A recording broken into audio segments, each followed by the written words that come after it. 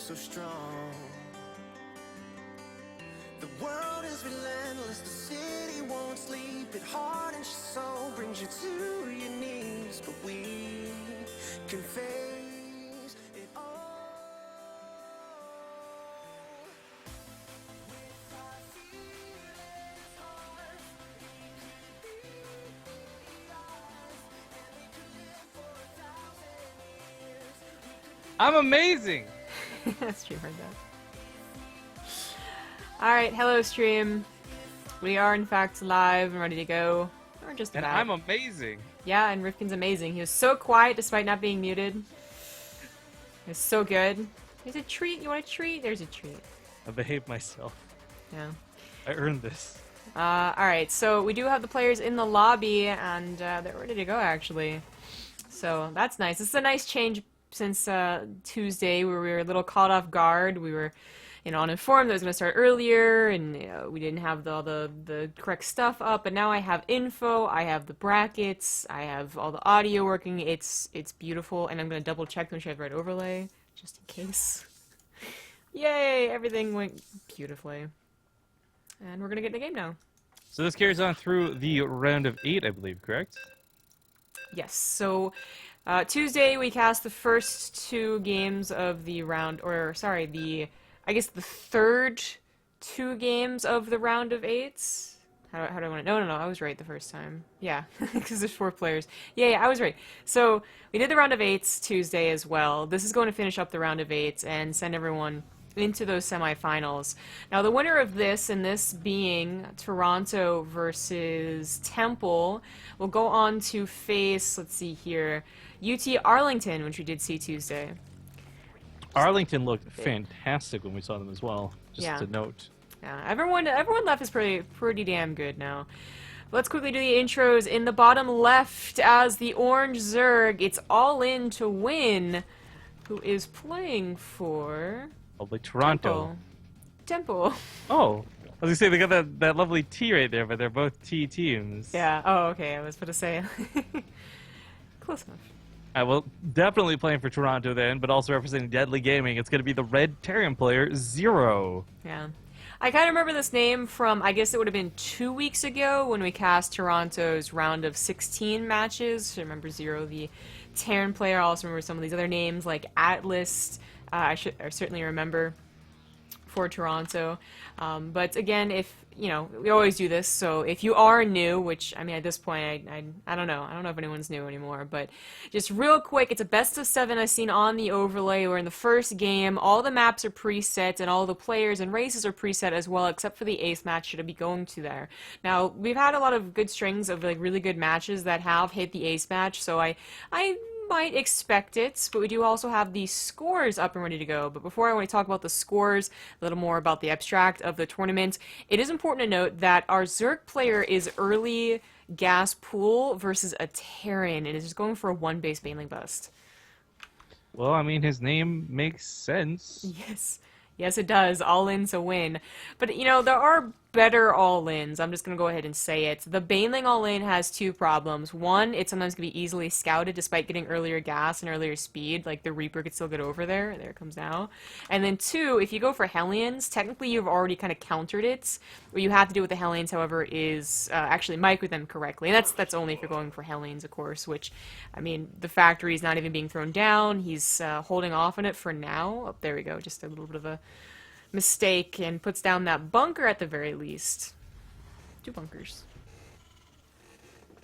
Well, this is, we've talked about this many times. The Baneling bust itself is actually not that scary. It's the follow-through. Are there a lot of lings? Do you have the bunkers to shoot those lings? Obviously, anything not inside a bunker is probably going to die, but it's a good thing Zero had eyes on this. I mean, if he didn't actually scout, if he didn't see the actual Baneling nest, he'd be question marking what's going on, but for those who don't know, magic number is 6. You need 6 Banelings to kill a depot to get everything else through. So you're going to lose 6 of these Banelings to the depot. That leaves like 3, I guess, afterwards, if this all goes according to plan, and like maybe 4 lings. This is something that's not too dangerous initially. It's going to hurt. He's going to lose SCVs if he keeps them here. Oh, nice. That was actually nice on both parts. The grenade can really help out, but the Baneling's holding off for that grenade was really good too, but you know, a lot of the lings went down or just basically returned into banelings. There wasn't a lot of lings to Nice. reinforce. And this is why it's so easy. Now we have a Hellion on the way that's going to be able to help versus the ling flood that you said was going to be the scariest part. And there's just, the problem is that there's just not that much flooding in here. Another really important thing that just happened there too was that SCV living with a little bit of health and put down that depot again immediately.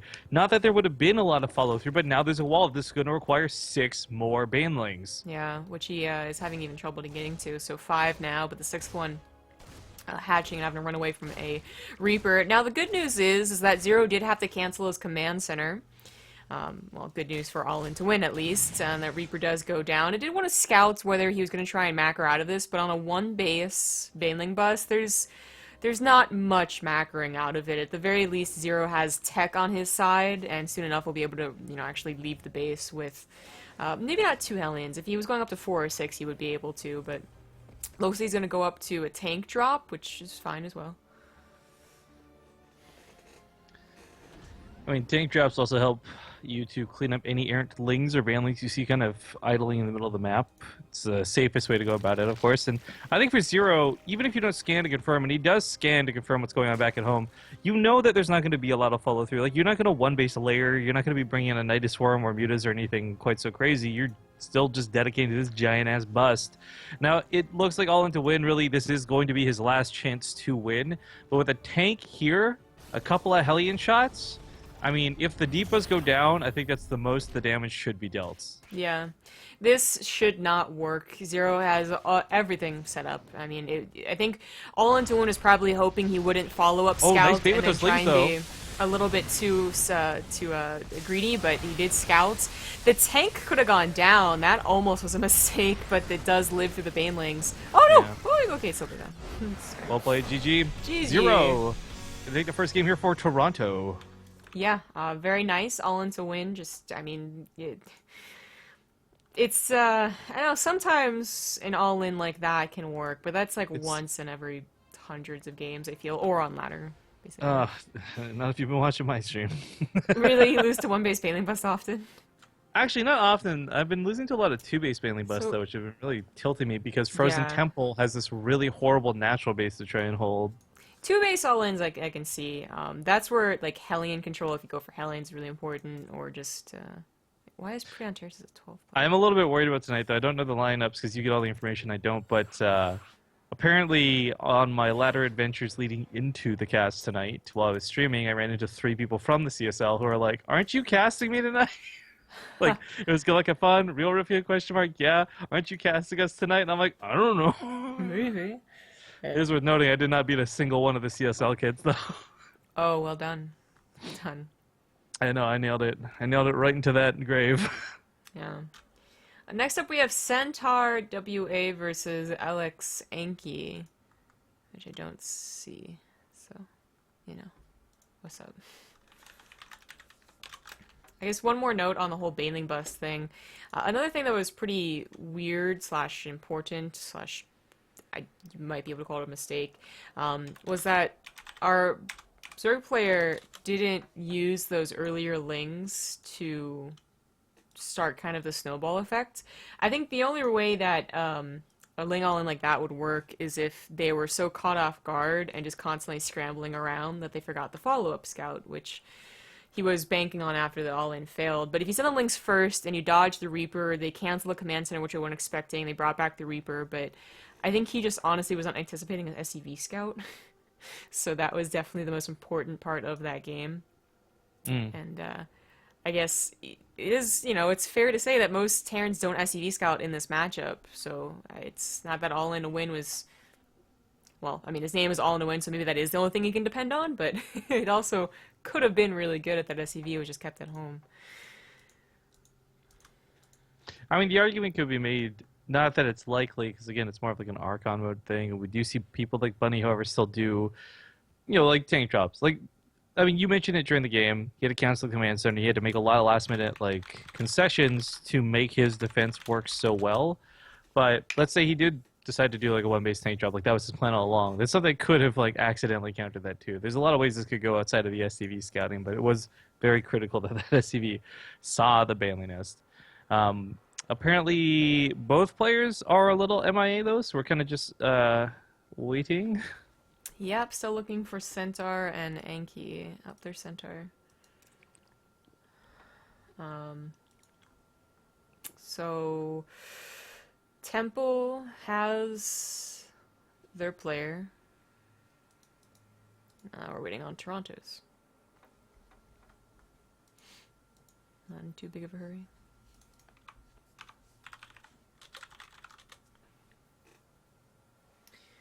I guess now we can go over the scores, which I was going to go over before it happened to be a one-base Baneling bust. So, while the other player gets an updated Starcraft, I suppose. There's an update. Yeah, that's a bit awkward, but happens, I guess. Yeah, I wanted out the scores. We finally have all of this info right now. It's not all fancy professional. So Temple is currently at a 3-3 overall score, whereas Toronto is a 5-2, so a little bit better for Toronto. Their 1v1 scores are also a lot better than Temple's. Temple at 7-10, it's a loss score, and then Toronto at 12-6, so actually pretty good, 50%. Or more than 50%, sorry, it's not overall, it's actually 12 games won and 6 games lost. But the 2v2 is maybe where, and the Archon, maybe where Temple shines a little bit better. They do have pretty good scores on there, but honestly, not even that much better than Toronto. So overall, I would give this to Toronto. There seems to be not many weaknesses left in these players in the round of 4. No one who has that like 0-7 Archon score, which we saw in the preseason, or sorry, the regular season. Preseason was Archon. And that's why I guess we've been seeing a lot of like game 5 and 6 at the very least, and a couple of ace matches. Oh, there is a guy.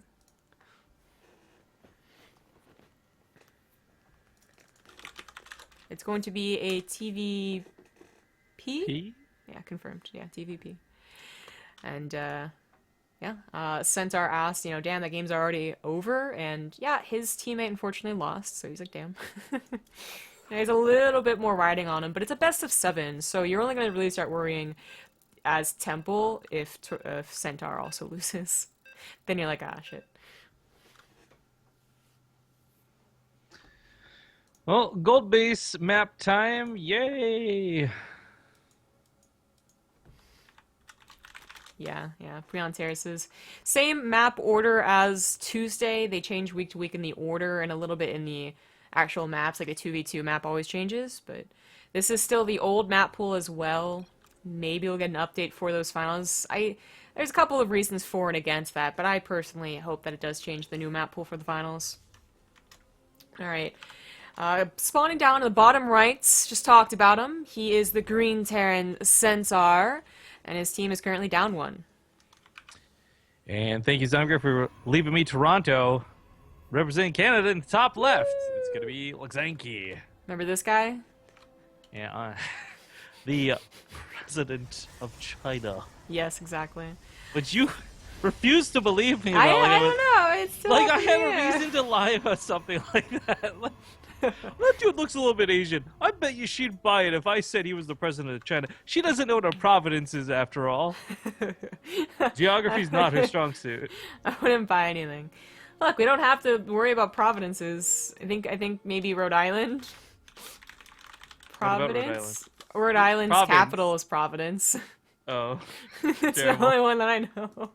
Terrible. And I only know that because there's an MLG there, so nailed it. Whatever. There was like a BuzzFeed article about like Europeans making the United States map, like all the states, and they were just like way off. Like a whole section of the middle America was just like desert. That's what they put. Couldn't think of any states, so whatever, man. There was a cartoon from a while back. I think it got canceled or something. It's called like Generator Rex, and I think their home base was in Providence or something, and that's the only reason I know. Providence is a thing and not just a misspeaking of the word province. There you go. Wow. So we're both ignorant in our own lovely, wonderful, limited ways. Yeah, I mean, remember the whole conversation about where's Oregon? I got Now we several on my know. body. Now we know. Alright, so we had a CC first from our Terran, followed up by a bunch of barracks, which is the fine way to go. Could have also added on much faster gases and gone for maybe a little bit faster. But, Oh, did he kill the factory. SC2 the command center? Did he? Yeah, he must have gotten the last hit, but there was already one on the way. Yeah, he was like trying to, I don't know, keep him alive. Okay. Funny to see it when it goes down like that. Anyways, TVP's in a couple of funny spots right now. I think it's safe to say a lot of Terran players favor things like Widowmine drop openers and you name it. Like regardless of whether it's Praeon or not, because of the scouting and the timing it provides. But there are a couple things that do come into the equation. Like you can really go heavy on Marines on Praeon. You've got that gold base. You get it up running ASAP. You can play greedy. You can play the Widowmine drop. There's a lot of ways for Terran to play, but I feel Protoss are still somewhat limited in their, the options here because nobody's going fast disruptors. Nobody's going quadruple Stargates. Like you might have a Stargate opener, but your best friend's still going to be the massive amount of adepts you can pump out of the gateways that you could afford thanks to that gold base. Mm-hmm. Well, we might see a more aggressive follow-up to the Stargate, or it might just be a Stargate opener. You know, that's a perfectly fine way for Protoss to open with and then transition into their main core composition, whether that is Adepts, Blink Stalkers, or, you know, what have you. But the SCV, it got a really good scout initially. It actually bypassed the Adept. That was not what Anki would have wanted. So it is going to be able to scout the Stargate really, really easily. Too easily. The Adept, I can't say it'll do the same. It's going to get a shade up to the main because there's no wall off and get a little bit of a scout, but he already scouted the CC first, and there's not much surprise beyond that. I guess seeing the lack of a factory, like, you know, you're not going to be dropped anytime soon, is still pretty nice to scout as well. Yeah, even gets a Marine. Almost gets an SCV. I got 2 Marines. Yeah, well, I mean, does a pretty good job of just kind of stuttering around. It's always a little bit scary when you see a Terran player's on the ball like that. I don't think anyone wants to attack into it. Also, with that whole change, I mean, it's still... I would still consider it new because of how drastic it was / is, but with the dynamic of how much it takes an Adept to kill a Marine, with how hard it is to kill those SCVs, like, you're not really going to see anyone commit this early to anything big. Like, the Adept checking right now for scouting outside of Centaur's base is good, but sending that in would be bad. Yeah.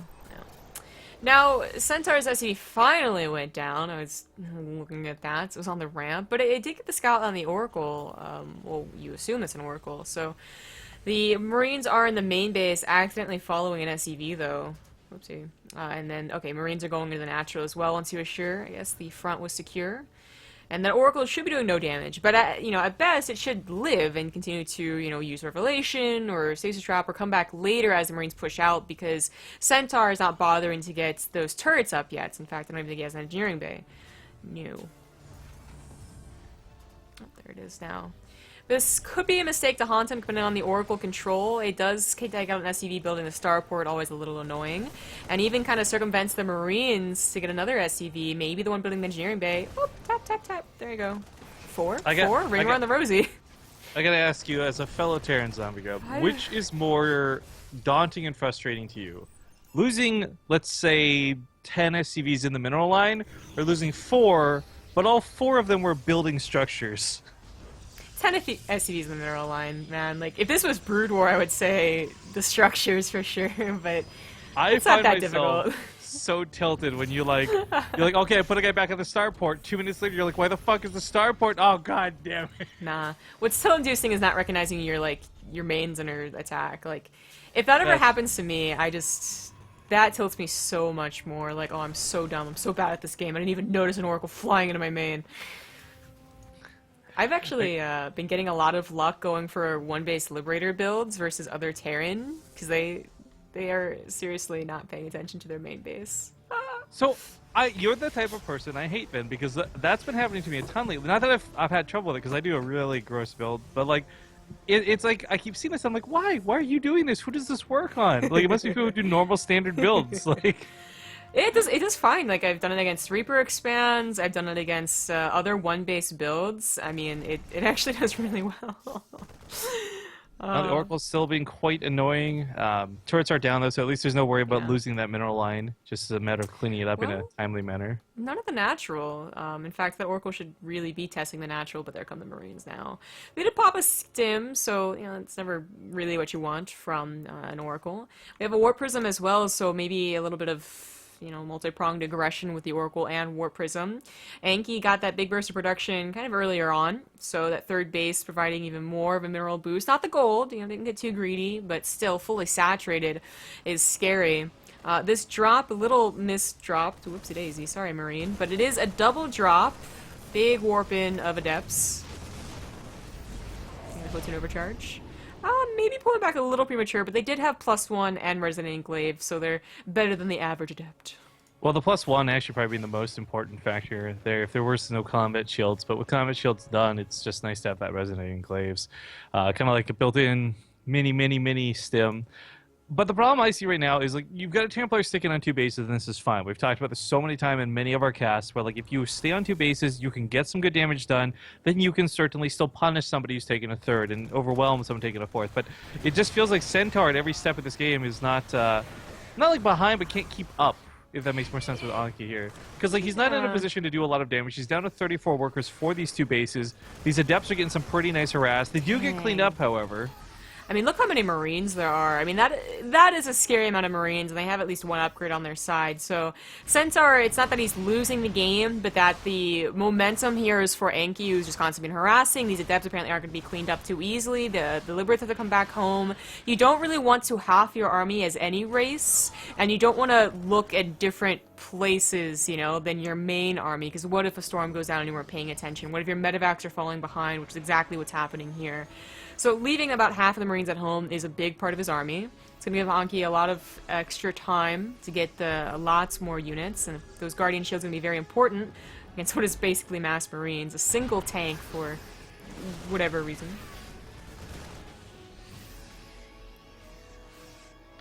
I mean, we've seen, who is it, Botvinnik is a European player, really stole our hearts recently with a lot of tank play early on.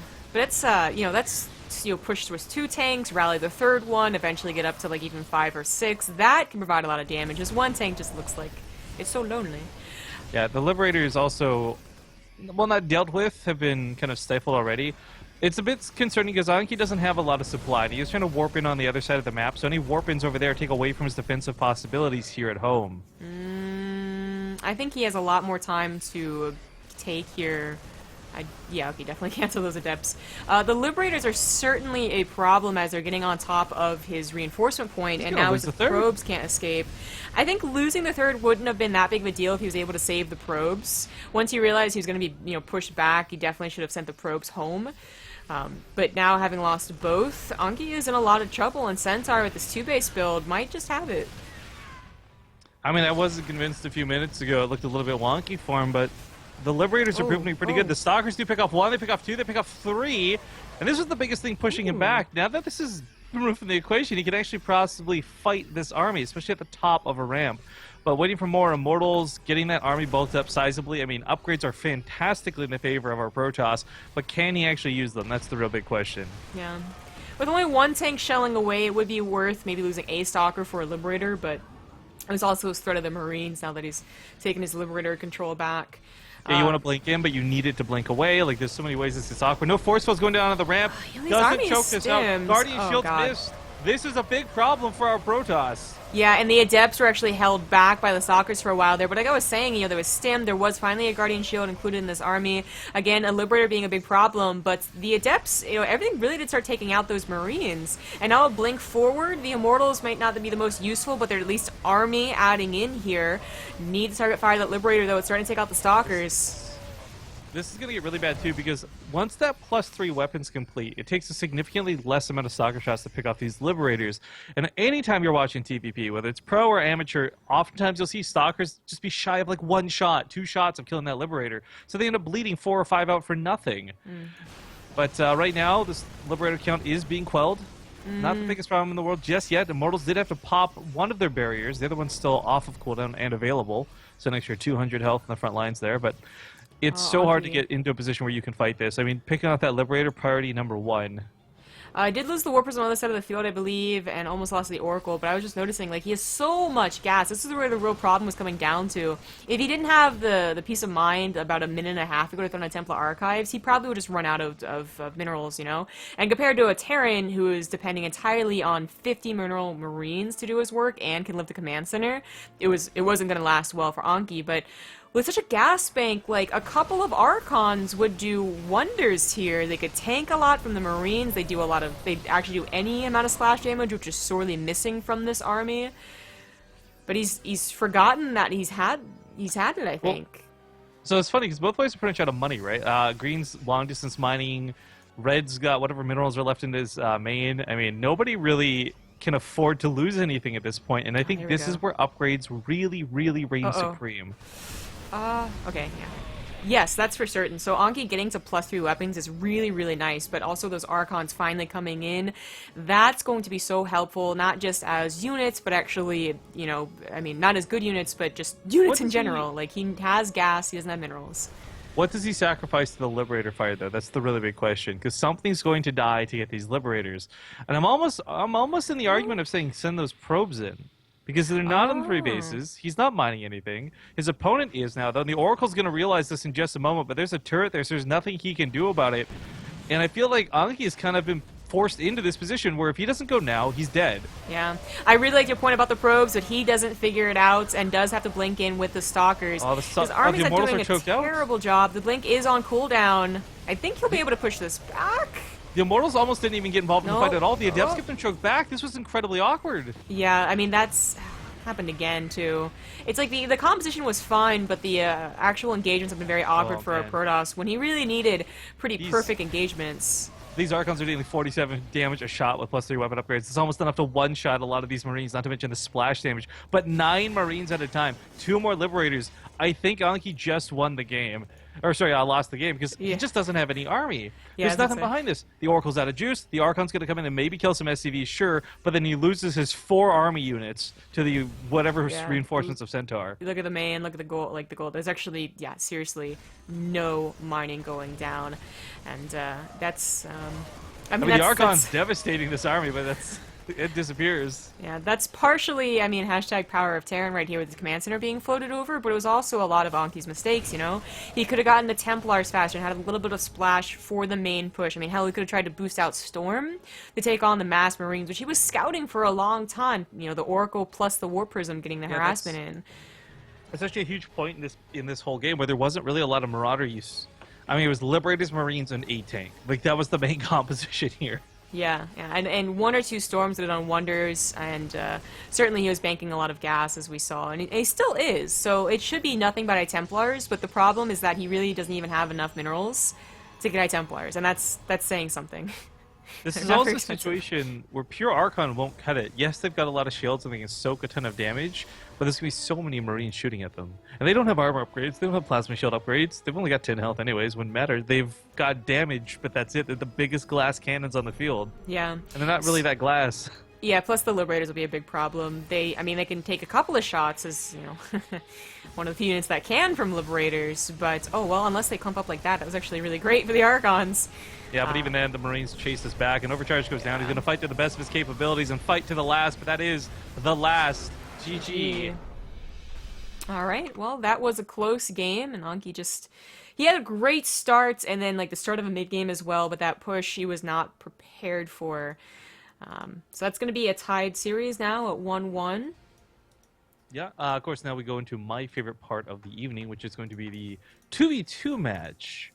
Afterwards will be an Archon mode match, and after that, any remaining games will just be standard 1v1. Yeah. But I like the 2v2 because it's clunky, it's messy, it's fun, and it really doesn't hinge on these guys being good versus bad like some of these 1v1s do. Like, we're this deep into it, most of the teams remaining have dedicated players at their school playing for the CSL. But early on, we had a lot of matches that were like, you know, Masters League versus barely Diamond, some Platinum in rare cases. I mean, it's one of these things where 2v2 really does not matter that much, whether you're Diamond versus Masters, because you can still snowball over one guy who knows what he's doing. Yeah. In 2v2, it can sometimes be really difficult.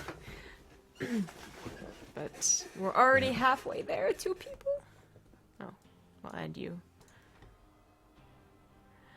I believe we are missing the team for Temple, however. Duna, Wana, Puma, and Heartbeat. I see Heartbeat. I do not see Duna, Wana, Puma. Duna, Wana, Puma. What you gonna Wanaba? Our 2v2s have been pretty fun recently. Like I said before, with the scores of each individual team, like their 2v2s are kind of on point. 5-1 for Temple, 6-2 for Toronto, and should be a pretty good 2v2. So Atlas and Terran will be for Toronto, and other team obviously for Temple once they're here.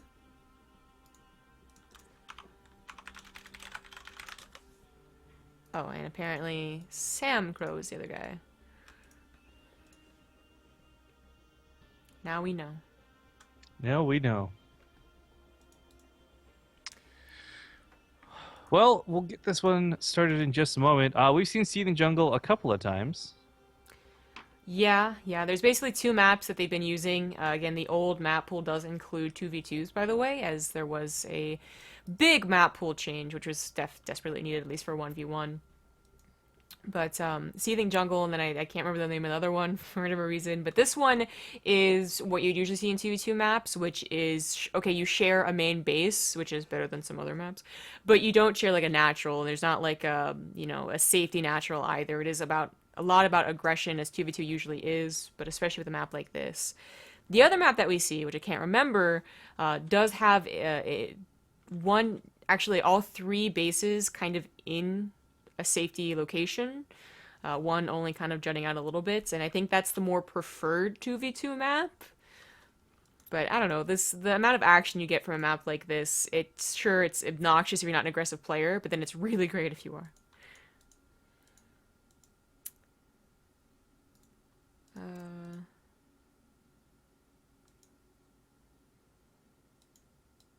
There we go. Took a while for Heartbeat to get in. Oh, so the score is 1-1. It's going to be Zerg Terran versus Zerg Terran, so a mirror matchup. Zerg almost always included in a 2v2. We saw one game where there was TP, and that was weird.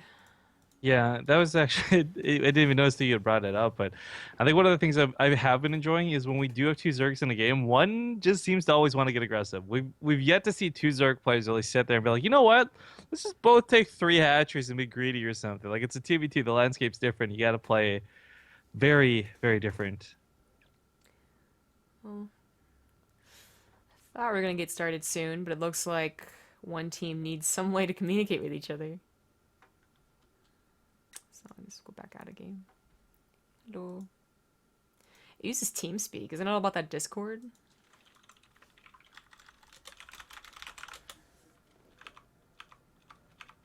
Other team being a little bit cheeky.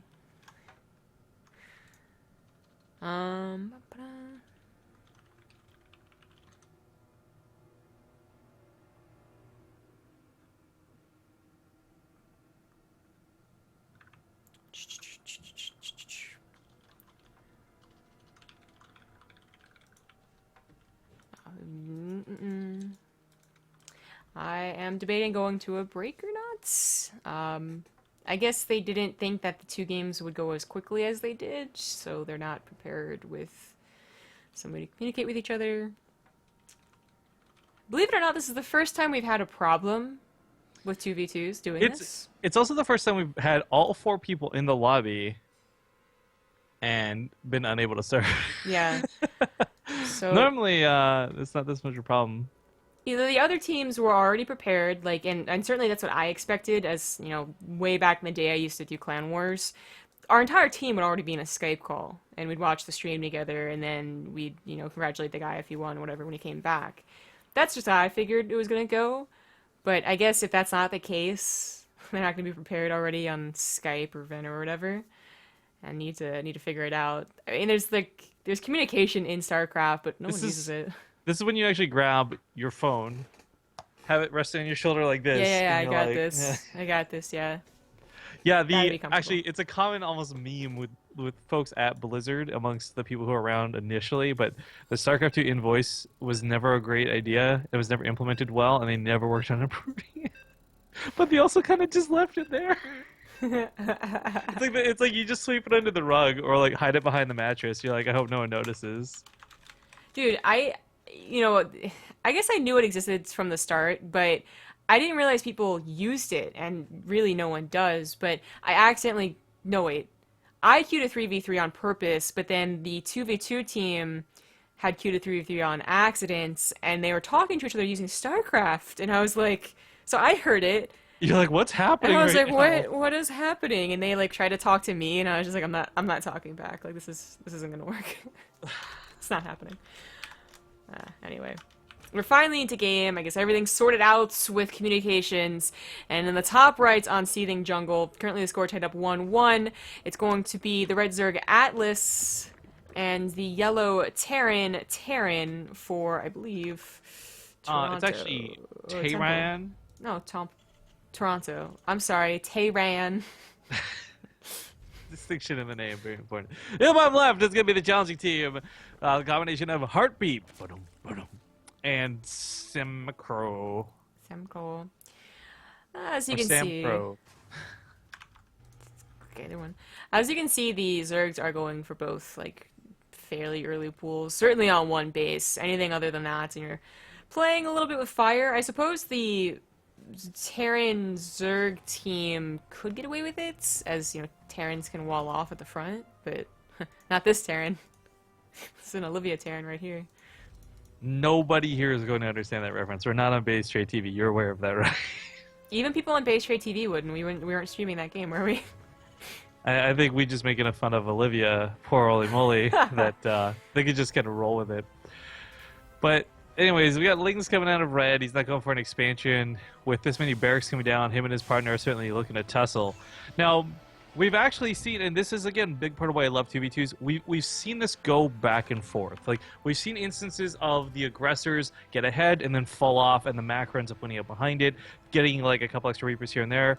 I actually don't think that the bottom left team is necessarily in a lot of trouble, but they are if they misevaluate the situation, because there's a lot coming their way.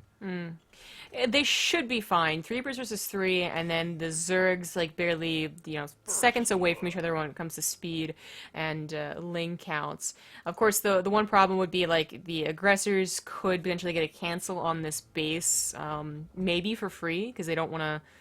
The defending team doesn't want to tango for it, but I think that the defending team definitely should, and they do actually just quickly send back the Toronto players here. Kill a Reaper on the way down as well.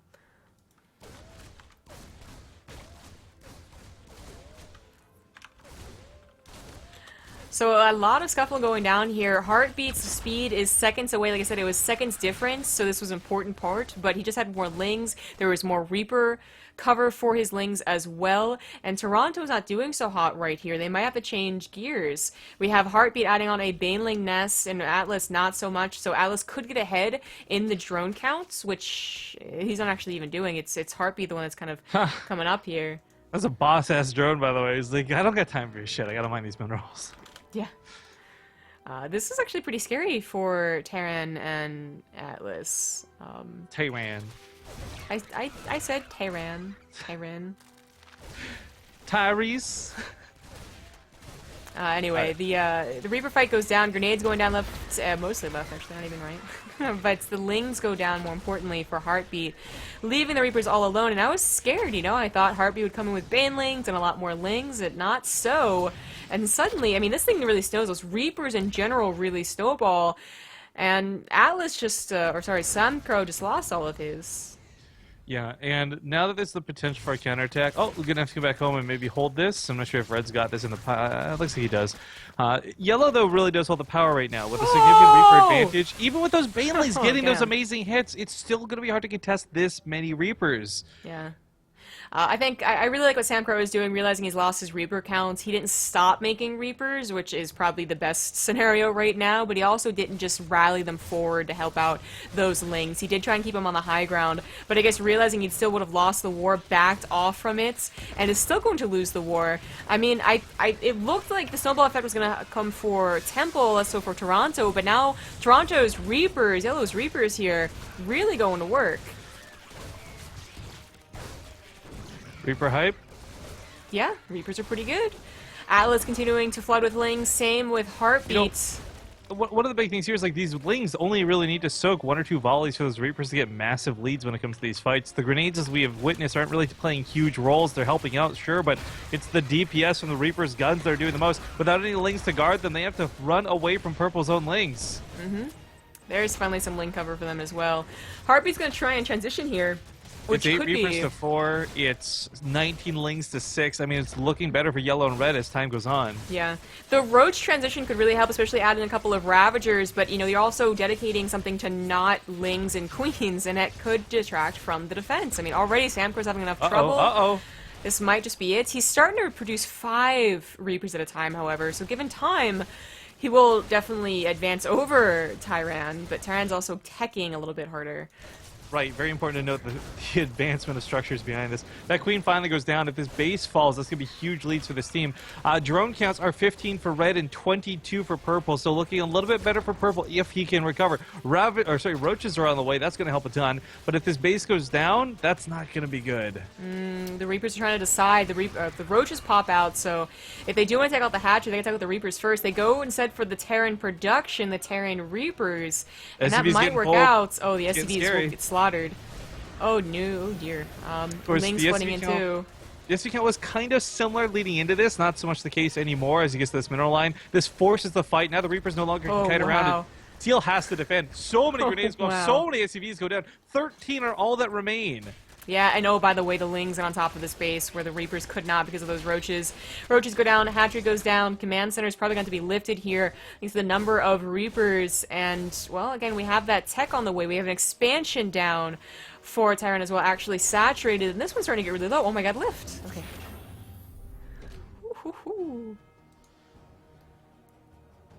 Will this Banshee win the game? Like, there's barely any anti-air. Samco just starting to produce Marines now, so certainly we'll have a bigger army count with the better barracks production. Although Terran's starting to catch up right now, but will desperately be lacking in that tech, so there's not going to be any drops from him. There's not going to be obviously any Banshees, and this is still very difficult for Temple to come back with. Scatter. That Ling dance. I mean, it is all. There's no question about it now. No doubt in my mind. Like when you're on 15 SCVs, 18 drones between the two of you, you've got to go with what you got. You're no longer playing that macro game. You're no longer playing defensive. It's do or die. And they've got so many Roaches. If even just like 3 of these, 1 of these became Ravagers, it would give them a huge lead. But I look at Tehran's advanced tech. We've got that Banshee in play. Nothing there shoots up Zombie Grub. Exactly. We have a small contingent of Marines, but right, that could be microed away. That could be the Reaper's main focus here. Already a couple grenades making them very easily one-shotted by the Banshee. Or alternatively, the Banshee could just go over to the other side of the base and actually just kill as many drones as possible. Both will do some serious work to them winning, actually just solidifying this win. Because they certainly are winning right now, but this is last-ditch all-in from Temple. Couple Banelings splashing those Roaches, helping them as much as they can. The Reapers are going down for Tehran, and this is still not over. Like, those Roaches are doing work. They really are. The defensive Roaches just aren't numerous enough. Drones are going to get pulled into this. If the Banshee kills all the Marines, then all they got to do is kite. Now, the drone should probably just be pulled away, to be honest. Saving the drones over the hatchery, I think, would be a better option, but also the Roaches are eventually going to go down. You pulled SCVs to this. Teal, that is. I was like, what is this? Where did this reinforcement of Marines come from? Oh, it's not Marines at all. It's SCVs on the front line, desperately just running away from the Banshee that was harassing them at home. Yeah. But this holds. Banelings are going to pop off on Marines. Okay, awkward trades, awkward, but this looks so much better for Team Red and Team Yellow. Now, this is Toronto, right? Yes. Go Canada. Yeah. I mean, Red lost a lot of drones pulling into that, but he's actually still on a somewhat equivalent account to that of Purple, who's got no tech, no follow-through, and as this army just kind of slowly pushes the counter, I guess Teal did get the command center here operational by transferring all the SCVs over, but really, there's not a lot of mining going on. Yeah, after pulling them, so a little bit awkward. Double scan goes down because Tehran, he was microing so intently, was banking a ton of minerals. That's where the production came down. That's where these 2 extra command centers and orbitals came down. So a little bit of mistake back there, but now useful for the scans, told them what the army looked like. Now that's too many Marines, and Banshees, they can micro beautifully when there's only 1 of them, but 2 and 3, and they just, yeah, they go down really quickly. But that's should not be a problem. The Toronto team should not be relying so much on Banshees now They should just getting their regular production up. Atlas a little bit less so, I suppose. He did lose a lot of drones. But the rally might really hurt Toronto here. I'm not sure why they're doing it. I mean, I'm amazed that the Marine count got up to 30. I'm amazed that they just tore through both of those Banshees, and now, like, this is what we're talking about 2v2s, guys. They're weird, they're imba, and they can go many different ways, and this has certainly shifted favor more than twice so far in this game. Yeah. This is a really scary situation, because this does hinge victory and defeat right here. Oh, he has Stim. That certainly helps out. That should be enough with the production, as well as another Banshee or two with Cloak. It looks scary. That rally, you know, that wasn't probably the best idea, but it wasn't enough. Atlas and Tyran still end up taking the 2v2. Woo! Woohoo! Go Canada! Next up is going to be Central Protocol for the Archon mode match. It's kind of needing 4 players in here. Yes, and hopefully this won't get caught up in a gaggle of awkward miscommunication. Like, I imagine a lot of the times people think Archon mode, and it's like 2 minds as one, and 2 players working in good synergy. Kind of like you and I when we play Archon mode, right? Like, I'll do the micro, you do the macro, and we know exactly what's going on. But I feel this more often than not, it's like that ogre from Heroes of the Storm / Warcraft, where it's just like, I want to go this way. No, I want to go that way. Yeah, we've actually seen teams just start yelling at each other mid-game, or, you know, they'll admit afterwards that's okay. Yeah, that person wasn't really helping.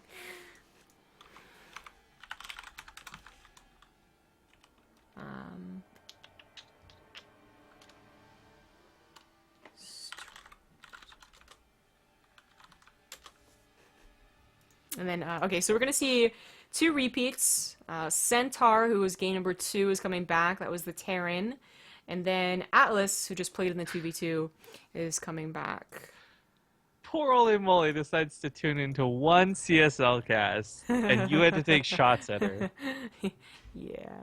Olivia, if you're listening, I'll let you know the thoughts and opinions of my coworker do not represent that of my own, and that I distance myself from her as much as I can, etc., etc. Yeah, whatever. Hi, Cat. Dude, that picture you tweeted of Apollo inside the drawer or whatever was so cute. Just like, get out. Who? Me? Yeah. Hey, why is Centaur in here? Did I invite him? I don't know. I don't know how your brain works, the way you operate. I don't know how I operate either. Oh, I'm looking at the wrong... Okay, yeah, no, that's... I was looking at the next series. So, yeah, I was right inviting him. We're just waiting on Rob EP, who I guess needs a minute. Rob VP? Rob EP. Fear Dragon 64? Rob B. Yeah, Ravi. Hi, little cute. Ravi. He's so cute. I love when you talk to cat to me like that. I feel so bad. Like whatever, like guy or girl, I'm not saying anything, like you end up with, you know, your life. You know, you're gonna have like really awkward bedroom talk, because it's gonna get to that point where it's not gonna be like, ooh, talk dirty to me, but like paint me like one of your French cats. Like Oh, it's just so you're like cat lady through and through. It's in your blood. He's just so cute, though. I just double. Someone will stare up at me Like, if I don't there's pay no, attention. I just love that you didn't even try to argue that. You're just like, but he's so cute. Yeah. Okay, well, we got almost everyone here. We're just waiting on Tesla to join us here as the last player for What? Temple. Is that Temple? Yeah. He is? He's Robbie? I don't know. I'm asking you, man. You're the lobby hostess with the mostest. Yeah, I guess it's Tesla. Yeah, I get Centaur in now. Grandmaster. Okay, they're getting their communication set up again. Of course, just reminding everybody tuning in, like, I know it's a little bit weird. You get like 1v1s into 1v1s into 2v2 and Archon, etc. But what's nice is we're going to get 2 best of 7s out of this tonight, so you will get to see a little bit more later if you're unfamiliar with this now. There are significantly more 1v1s, standard StarCraft, that you're used to seeing that play out, but you'll see a little bit of some fun games in between. I love, by the way, that Olivia didn't just say rude in our group chat and the chats, but also felt necessary to message me personally. Type rude. Girl, you're rude. Well, maybe if you weren't so rude, this wouldn't be an issue.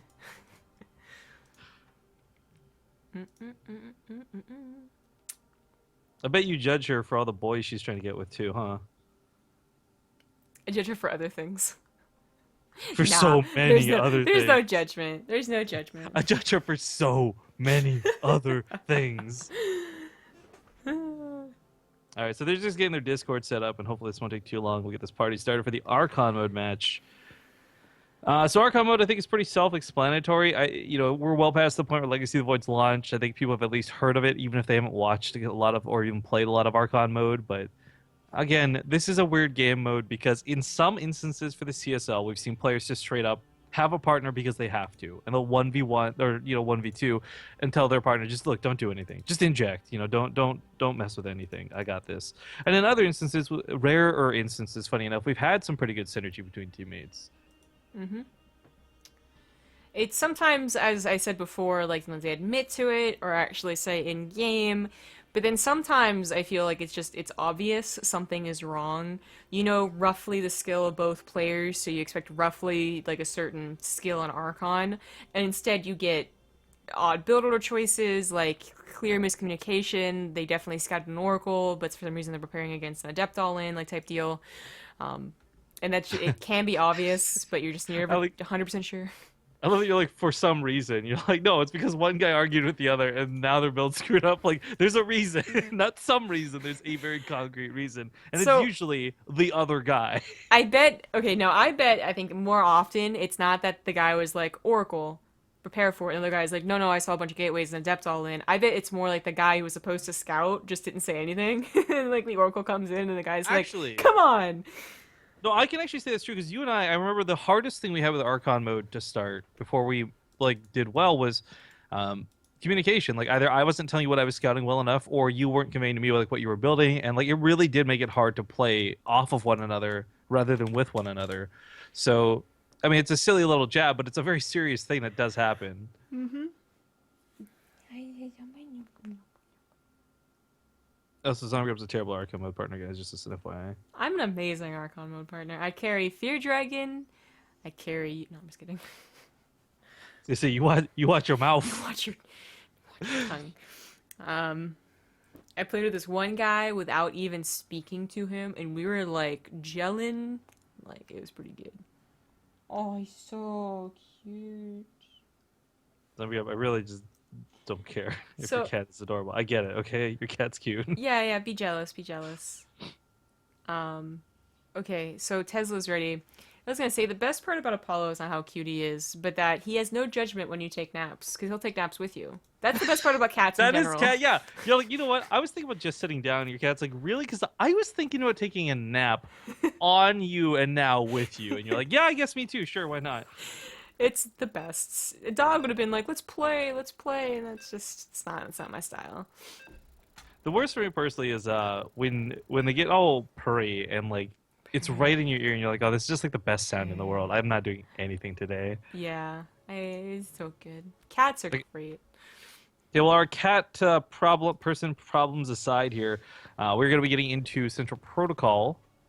Yes. Kind of an interesting map. We haven't seen much or really any of this. Mm-hmm. Okay, well, we'll get more into that after the introductions real quick. In the top right, down one, playing for Temple, excuse me, it's Centaur and Tesla. And their opponents in the bottom left, playing for Toronto! It's going to be the combination of Atlas and the next Slash. Then Atla. It's like a cliffhanger. And then And Atlas died. So, you said Central Protocol, not a map we saw often because, well, one, we didn't use it in our tournaments, okay, and then second, for a long time, it was just viewed by everyone regardless. It got fixed, it looks prettier, there's no back rocks, but even in the CSL, this was surprising for me to see it as the Archon mode map, because as the lobby host, I've had to pay attention quite often, and I just don't remember Central Protocol being the go-to Archon mode map. For any week. They flip-flop week to week, 2 different orders, but I guess they changed additionally for the playoffs. So seeing Central Protocol as consistently as we have, because this is a guaranteed game, even if the score was 3-0 right now, it's a little weird. I'm very glad to see that people, for the most part, remember that there's no vertical spawns, though. It's impressive to me. well, I mean, it gives you the ping on the map. I've never paid attention to that. I've never gone into a game and been like, oh, those are the pings. Right. Even when I know, I don't know where the map spawns are. I've actually been pretty dependent on that with Really? Coral Carnage Knockout. That map is confusing Okay. and daunting the first time you see it. Yeah, that's a map I definitely should be paying attention to, I'm not gonna lie, but I still don't. So I'm just like, Well, this in your looks about right. In your defense, it is a garbage map, so... Yeah. Well, we have a PvP, and so far it is pretty mirror. We do have an extra gateway, though, for Centaur and Tesla, as well as a Stargate, or a Depths rather than a Stalker, but Stargate for both parties. So I wanted to draw attention to. Now, I believe both probes scouted it, so it's not going to be a surprise. Team Mothership at home should take care of it.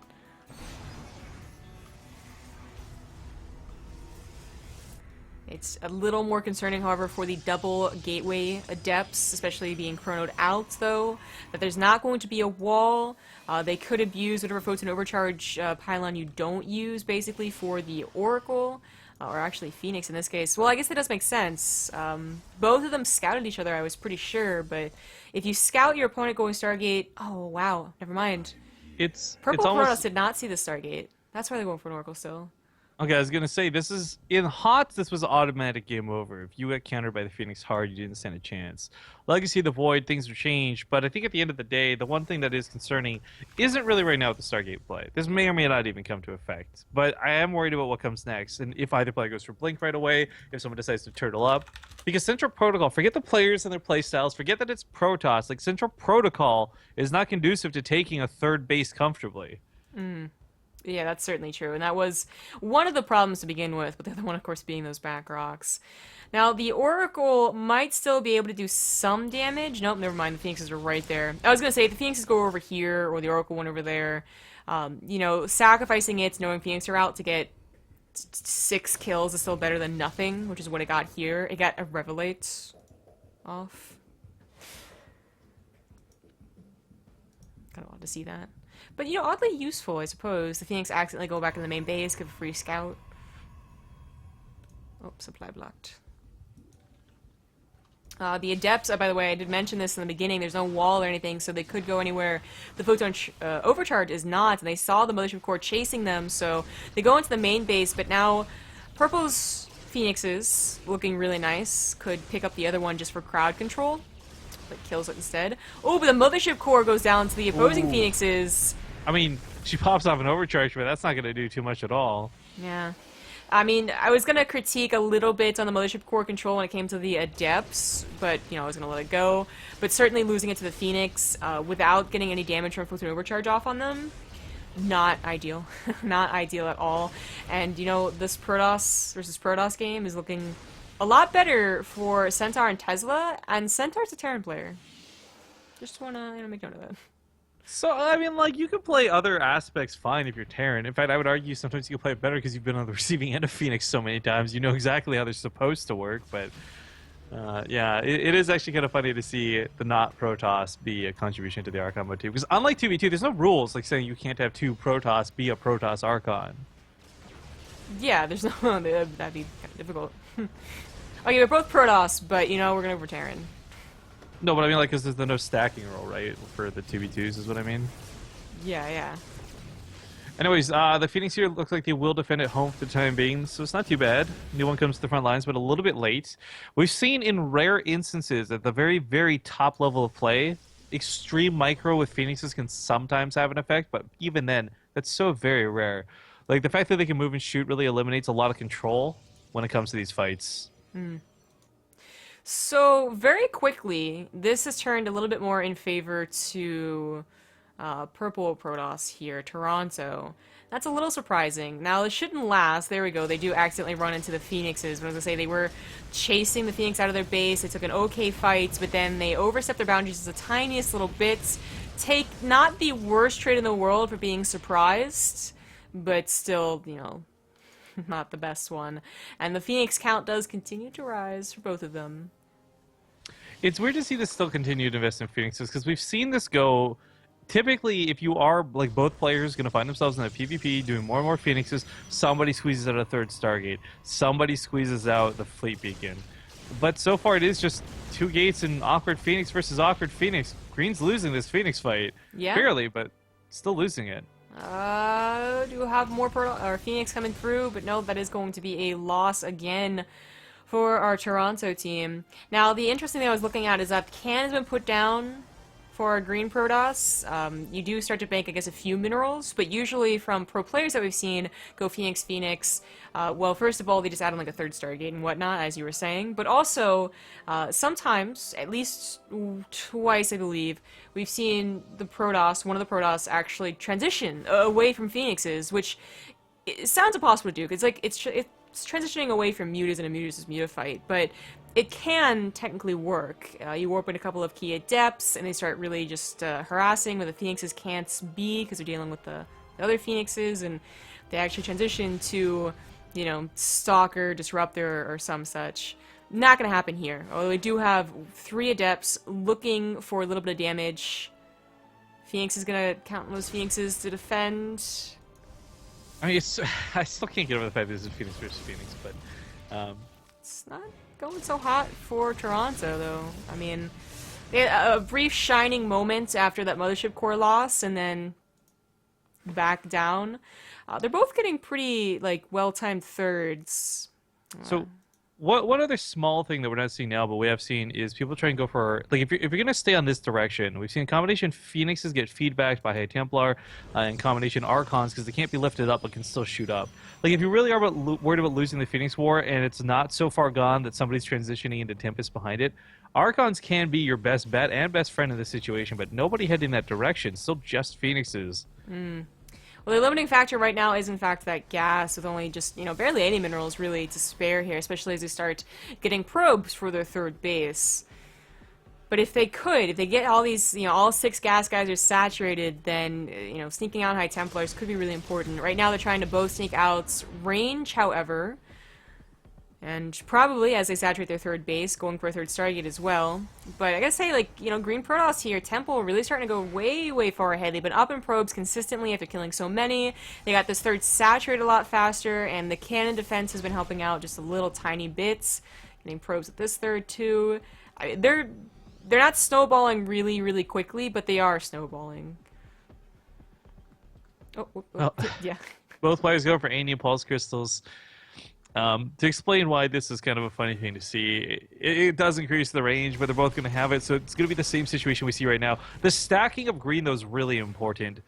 The aspect of this is, even if it's for only one shot, it's still a huge advantage to get that one extra volley with all of your Phoenix, and they can only hit you with, like, maybe half of theirs. Continue to harass us in the backside with the depths, too. I gotta give credits to Green Archon. I feel like they're playing out not just the Archon mode, but the actual PvP itself much better. The probe losses here, they get total 22 workers killed. That's really nice. That's combination depths and I guess a couple of the Phoenixes that swoop in. It's just making them look so much better. They up 20 probes, in fact, with a much better, fuller, saturated base. And they are looking to start transitioning a little bit, so probably going to be for those Templars first. They also have a third Stargate on the way and are really starting to utilize their bigger economy. And soon enough, they should just be dominating that Phoenix count. I mean, already up by 5 is enough to take a fight, but soon it'll be like, maybe even double if they continue harassing as they have. Oh, Phoenix fight does occur though, and that's not going to go well for Purple Protoss. Trying to disengage, but that's not going to happen, and this is game. Yep, Yeah, GG. and they know too. GG. Of course, I think it was the green team that also still one of their players was actually a grandmaster too. Just to note, Tesla, I think it was. Yes, Tesla was a Grandmaster. So last, well, I was just bringing up because last time we saw the grandmaster, they were actually the team that lost. It was like on Tuesday. Oh, yeah, yeah. So kind of cool to see the grandmaster actually hold strong in the Archon mode match. We also saw Jon Snow lose. It wasn't a good day for Jon Grandmasters. Snow, that was that's a special case. I feel I have reserved feelings about the way Jon Snow. Words. Well, that's going to tie up the series 2-2, and we're going to go into Ruins of Saras. Which I don't... Where'd you go? You recently played as well, aren't you here?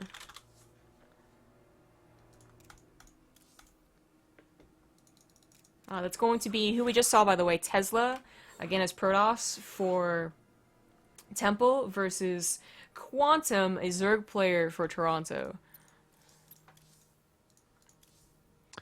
Well, let me join off you here. So it is, I mean, we are back to the more standard StarCraft 2 that you guys are used to watching. It is going to be back to the 1v1s as the emphasis. But I've actually forgotten already. What's the score? It's Tied up 2-2. 2-2, right? Okay, sorry. I know you just said it. I was just brain died for a moment.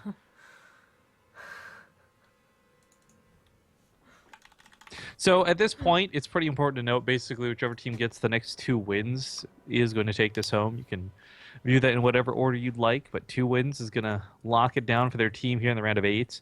Again, really emphasizing how important it is, because as we get closer and closer to that dream hack, as we get closer and closer to like the potential of these guys getting to be cast live on an event, all these cool things, the scholarship money, the tuition money you're going to get for this, like the pizza money, however you plan to like use and like displace your currency of your own with the money CSL gives you, like at the end of the day, this is a considerable amount of money for each of these teams. And this isn't like one person getting it, so it's not like one person, hit the jackpot, but that team gets a lot of money to help those students.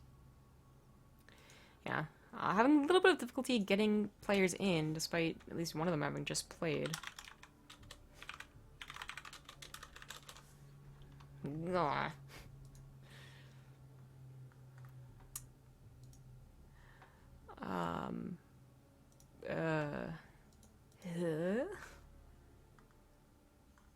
Well, I guess while we're still waiting, even though they're in chat channel, is the next series we'll be casting. So we at least have 2 more games to go. But the next series, everyone's already ready, it looks like. We have the teams acknowledging that they're here, ready to go whenever this does end. Will be Chicago versus UC Berkeley. Berkeley's a pretty good team, and it was actually one of the guys I was playing earlier on ladder that were talking about how they were kind of afraid of going up against Berkeley. Berkeley has been a pretty powerhouse name, I guess, in all collegiate kind of esports, I guess, because I know that they did really well in Heroes of the Dorm. I don't know how they're doing this year. I don't follow it that much, honestly. But they also, they had the likes of Suppy at one point, so I'm sure their past CSL I don't know. teams have been pretty good. Jaded about Suppy right now, though. A few times we've seen him recently. Definitely feels like he's been playing Minecraft. You know what I mean? Oh yeah, well yes, but I mean I'm not saying that he's gonna help out here. In fact, I don't even think he hasn't been in this season at all.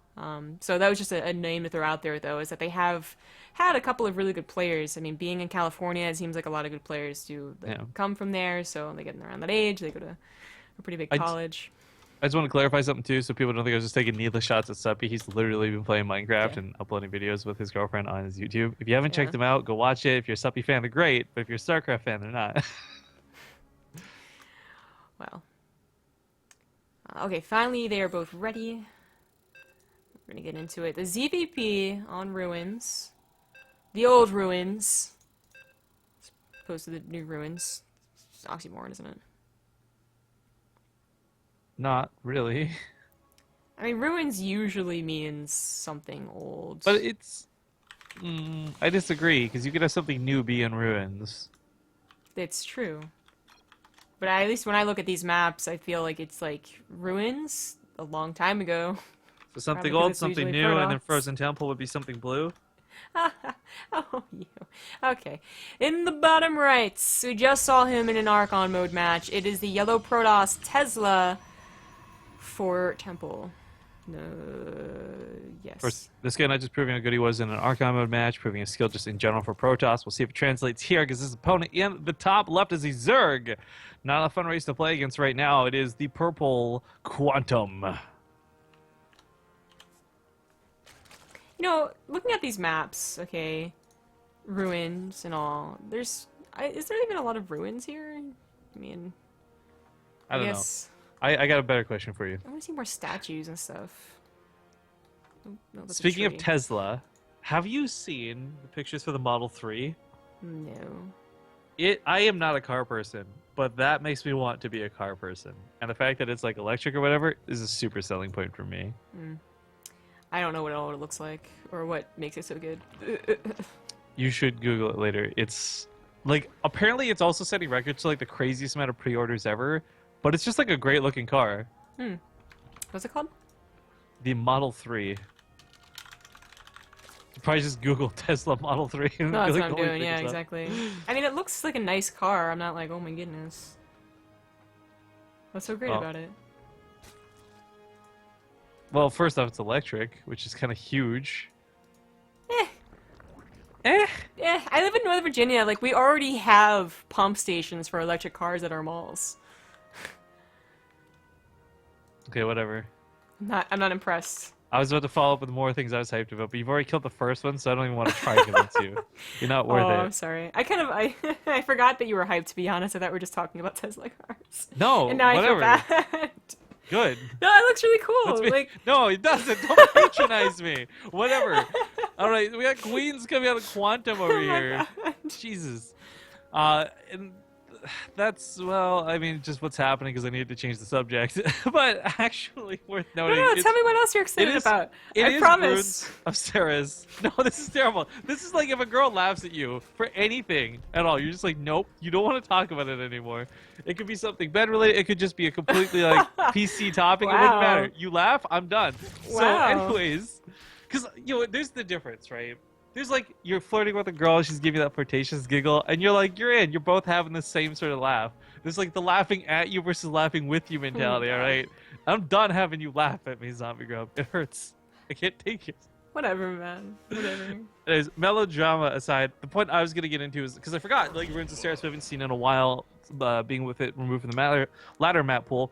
It is a ridiculously big map. And cross spawns mean, okay, you think, great, this might be a macro game.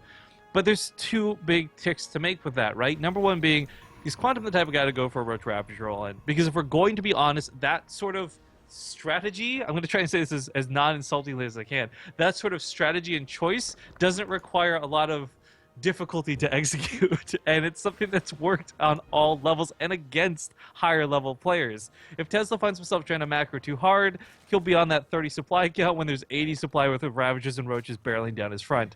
On the other hand of things, if Quantum wants to play this in a more macro style, that could actually lead strengths to Tesla, because any Protoss player who gets to get away with like upgrades and late tech and 3 and 4 bases almost becomes unstoppable at a point. Any mid game all in here, as it's it's already past the early game. We'll have to go through a very, very long map though, and that's certainly something that Tesla's going to keep in mind. Like, it's still possible for sure, but he'll have those crucial extra seconds to try and defend his third base, which he should be getting shortly. We had a Stargate opener that was scouted by Quantum. A Ling did duck in and didn't have any opposition, was cleaned up, so it saw, and it's it's almost always going to be an Oracle first or just an Oracle. Forge, Robo coming down, a couple more Depths, again an Overlord. I guess that doesn't look like a scout, looks like a mistake, but it is going to die. We do have Phoenixes being added on. I think Phoenixes are a great choice. Stargate openers are very good right now, and certainly Phoenix later on, if it comes to that Lurker game, which is another big part of this matchup, they're going to be really useful in crowd controlling. And also just, getting the scouting that you need that maybe the Oracle can't do with all the queens already prepared for it. And in fact, it might just go down here. It got way too greedy for that last round. Yeah, the Oracle going down is really bad. Not because, like, oh no, I can't kill drones anymore, but we've talked about it time in and time out. That Revelation and cast is invaluable to many different aspects of the matchup, and having lost that so early really sucks.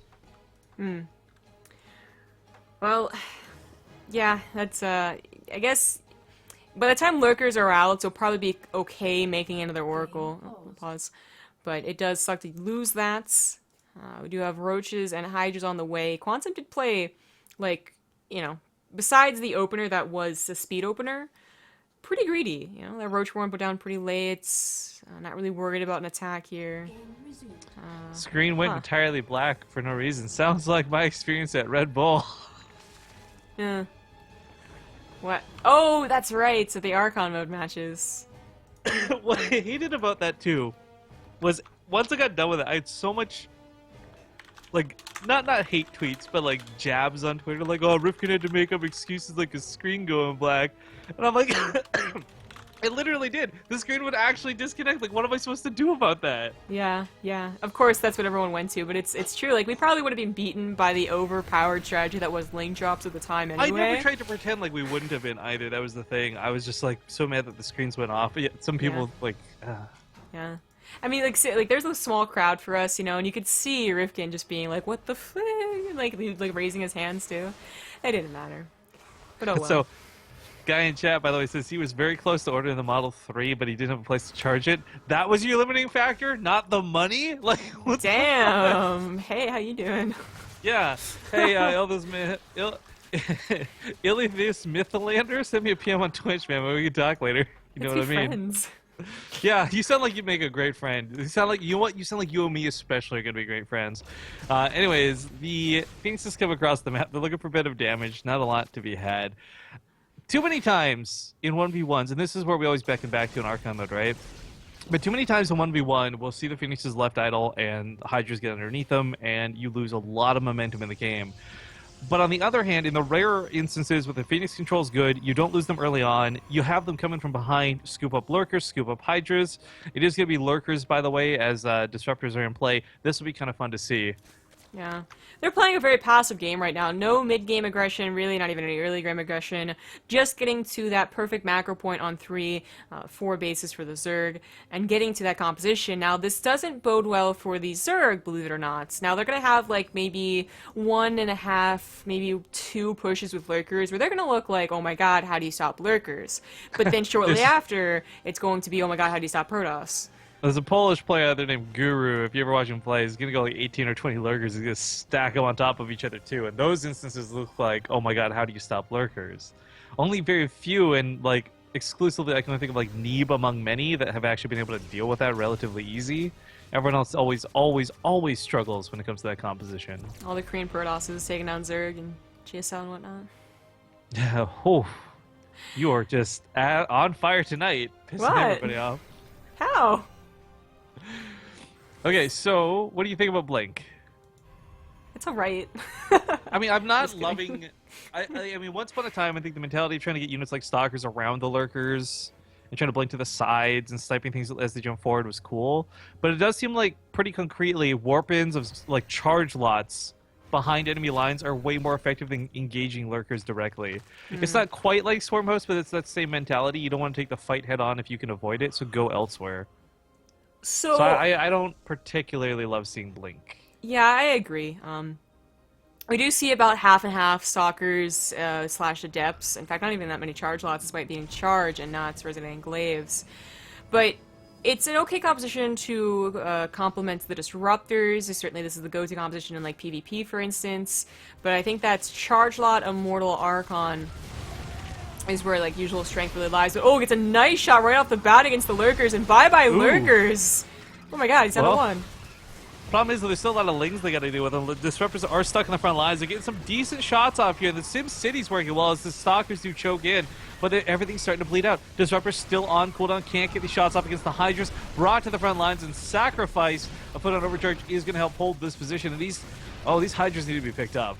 For the devastating damage of those disruptor shots in the beginning, I thought that Tesla was going to take a much better fight. But yeah, the rest of our army for both, it was just better for Quantum. But that still doesn't mean he's winning. In fact, he's still actually losing. He's having a tougher time reinforcing. It is a very long map, and it's very slow Hydras.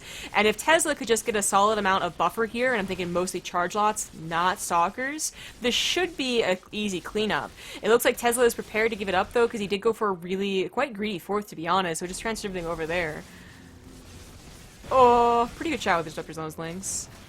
I mean, this is kind of what we said about Tesla, though. It's so scary. It doesn't matter whether you're Grandmasters or Masters. If a Zerg player's hitting you this hard, this early, with this much supply, it's hard to deal with. This might not be the Roaches and Ravagers I'd hinted at earlier, but it's still that instance where Tesla just wasn't setting up. You know, he doesn't have 18 Immortals behind these Disruptors. He's not really ready to just push in to win, but he is going to take a pretty decent fight. Did cost him his base, but I guess, well, I guess temporarily, because not a lot of probes actually died through this attack.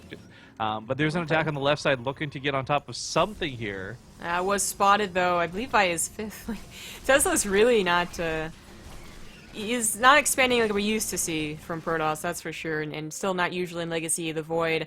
Definitely expecting to lose that third, I suppose, but now he just has straight up 5 bases, and he could transfer everything back, and that's what he's doing. And he looks like going to be in a really good position, but I do like that Quantum did not get stuck on Lurkers. I think after the first engagement, he was already not so pleased with Lurkers.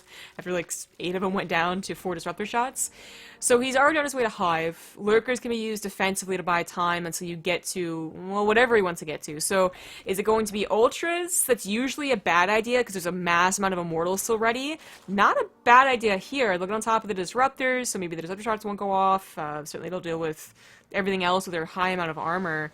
But I feel like there's this extent, like, you know, Terran don't want to go for Mass Air because they know parasitic bombs exist, not because they're in play. And I kind of feel like there's that same mentality with Ultras. Like, you don't want to go Ultras because you know Immortals are really easy to get. Yeah, that's what I was going to go into, is that there's still double Robo. Every Protoss gets double Robo now, and in fact, with 5 bases and all the gases coming up now, it would not be too much of a problem to get to 3 Robos, and you can crank out Immortals really quickly, and you know, you already have Archons in your composition anyway, so I still don't like Ultras as a late game answer. I definitely think that Broodlords are kind of maybe even the only way to go. Tech swaps are not as devastating in the late game with these very expensive units. Like a Mega Tech swap can still be devastating for sure, but Broodlord to Ultra, it's too expensive for Legacy of the Void, actually. You do not see 200 armies replaced easily, no matter what it is anymore. Although Quantum does have a pretty sizable bank. That's for sure. I mean, I agree. Like, late game, if you can get air and your opponent's not sitting on... Like, because, I mean, everything that Tesla's shown and set up for is ground, so why fight him on the ground? Take the battle of the skies. I mean, God knows you could always hashtag penguin it up and just go for a full-on base trade, but even if you don't want a base trade, I still think Broodlords are the better alternative option.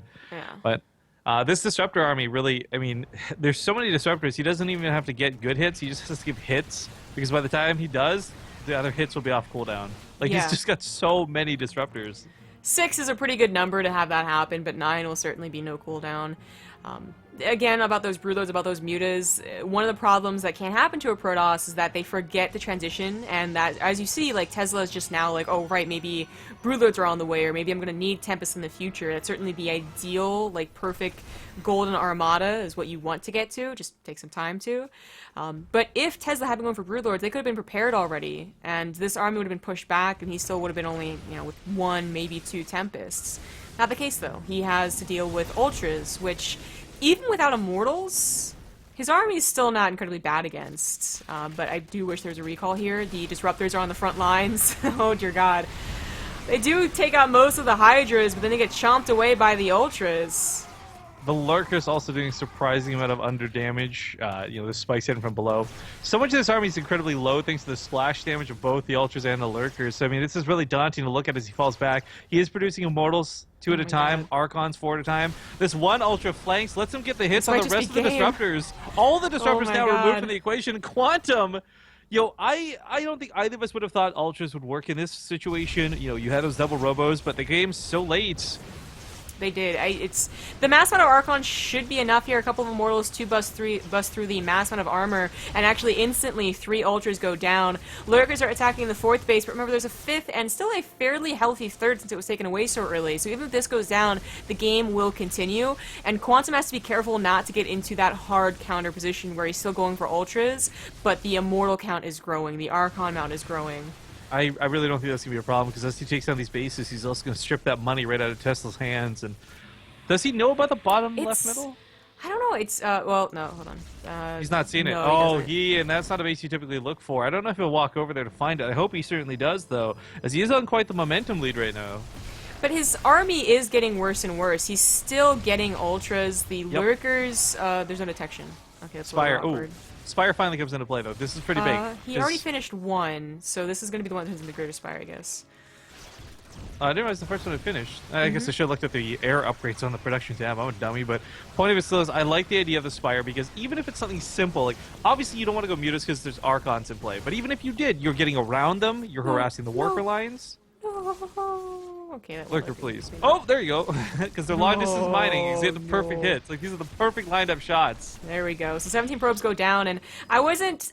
It was, it wasn't good that he lost the 3rd, or the 4th base, rather, but to lose both the 4th and the 3rd, this is starting to get really scary for Tesla. Now, his army is good, and he's going to just take out a couple of Ultras here if Tauntum didn't leave, but now I'm starting to be worried about, like, mass lings, anything else fodder-wise can do well against this.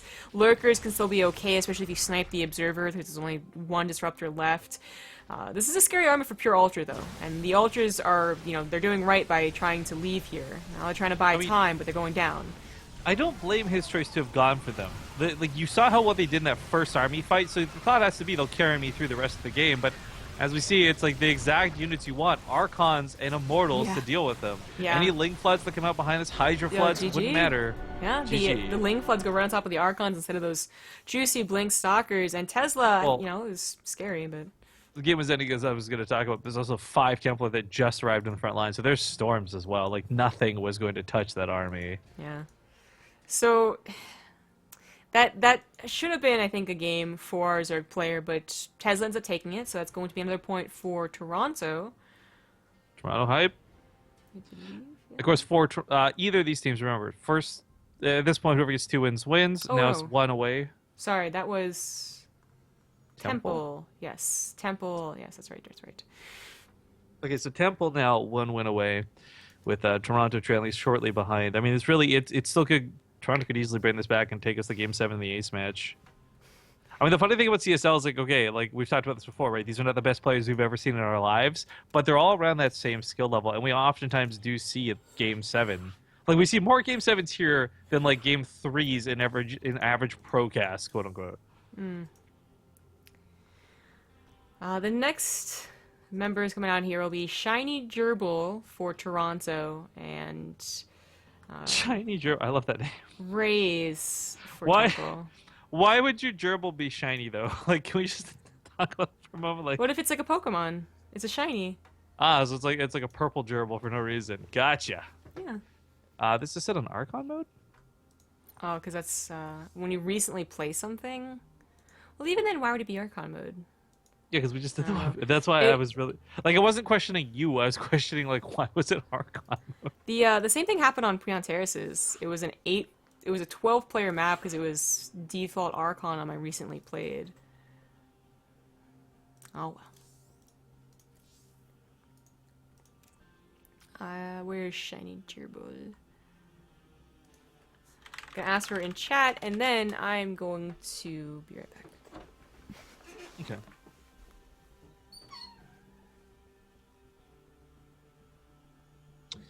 While Zombie Group takes the time to BRB really quick, guys, just want to remind you that not only is there another best of 7 that we had referenced earlier coming up after this with Berkeley, and I don't remember who the opposing team is, but we are going to be probably taking a small break in between, even though they're ready to go right now. So if you're like, oh, these games keep coming, they're not stopping, it's probably safe to schedule your own break and once we're done this series, whenever that comes to an end. Shy of that, if you guys, of course, maybe it's your first time meeting me in Zombie Group. Hi, hello, nice to see you. I hope you're enjoying the the tournament so far. We do cast a lot of our own stuff on our channel, twitch.tv/basetradeTV. We just actually had our first Overwatch tournament this morning. It was pretty fun. I would love if you guys went to check out our stuff in the future, though, because we'll be casting tomorrow for the DreamHack. I think it's the Spring Champion. There's so many coming up. I don't remember if it's the Spring Championship qualifiers for tours tomorrow or if it's the Austin NA qualifiers tomorrow, but we were casting NA something for DreamHack tomorrow. Raze needs a re-invite, so I'm just going to invite him really quick. I cannot invite him because he is bugged. I think you need to relog, sir.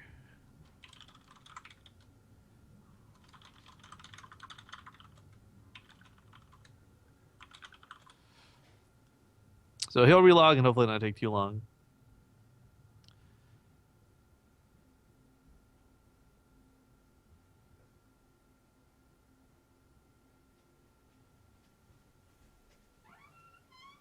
Okay. Welcome back. Ow.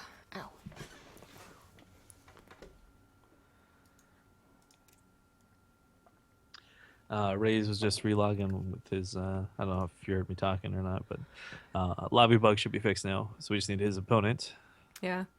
Apparently, Shiny Gerbil is isomorphism, and he is away. Might be watching the stream. We've talked about this before. A lot of the times players will be watching that stream, which means, unfortunately for us, we'll be sitting around for 2 to 3 minutes waiting. Hey.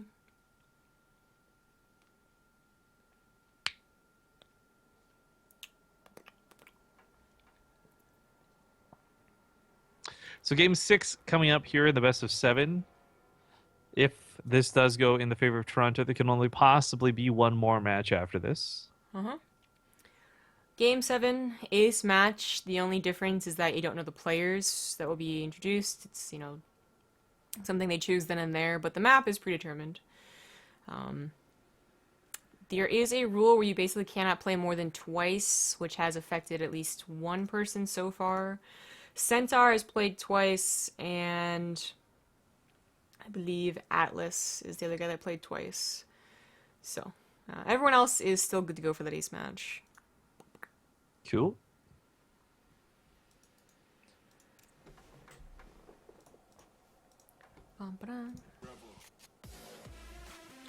Well, just gonna put on some music until he comes back from away.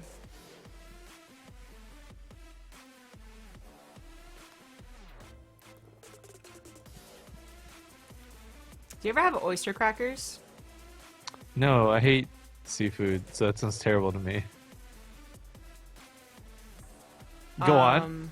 About yours, though? They're not like oyster flavored. They're just saltines, but they're like tiny ones that you put in like soup. Let me Google this. Oh, okay. Actually, it's funny you bring this up because I recently bought some shrimp chips from the mall to try them with my mom, and I did not like them at all. So Yeah. I thought this was the category it was going down. I've actually never ever seen these before, but these actually look kind of yummy, like Yeah, little they're tiny crouton type things. They're saltines. Like they're a little bit salty, but the thing is, like calorie wise, they're so good.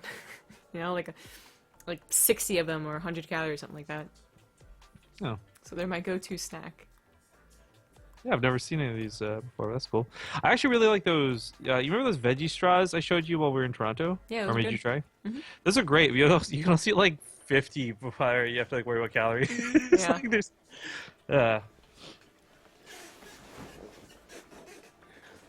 Anyways, just waiting on isomorphism still. Hopefully it's not gonna take too long.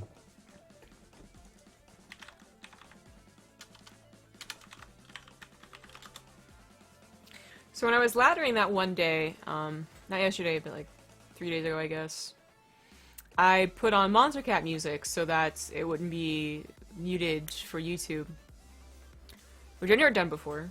I have like 2 Monster Cat songs that I purposely noted that I liked and have added to my own personal playlist, but otherwise not so much.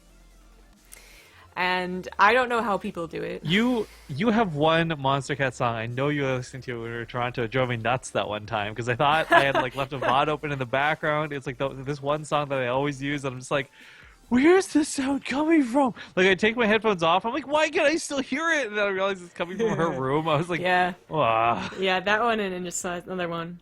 But I don't know how people do it. Like, I know the Muslim will listen to Pandora with ads, by the way. Like, doesn't even bother buying the account or Oh whatever. yeah, I do not enjoy listening to music in the background. Oh, I but love know- listening to music. That's why I had to have it on, even though I didn't want Well, the as you see, volume Monster muted. Cat music gets a little bit dubsteppy at times, so it's for me So- really distracting.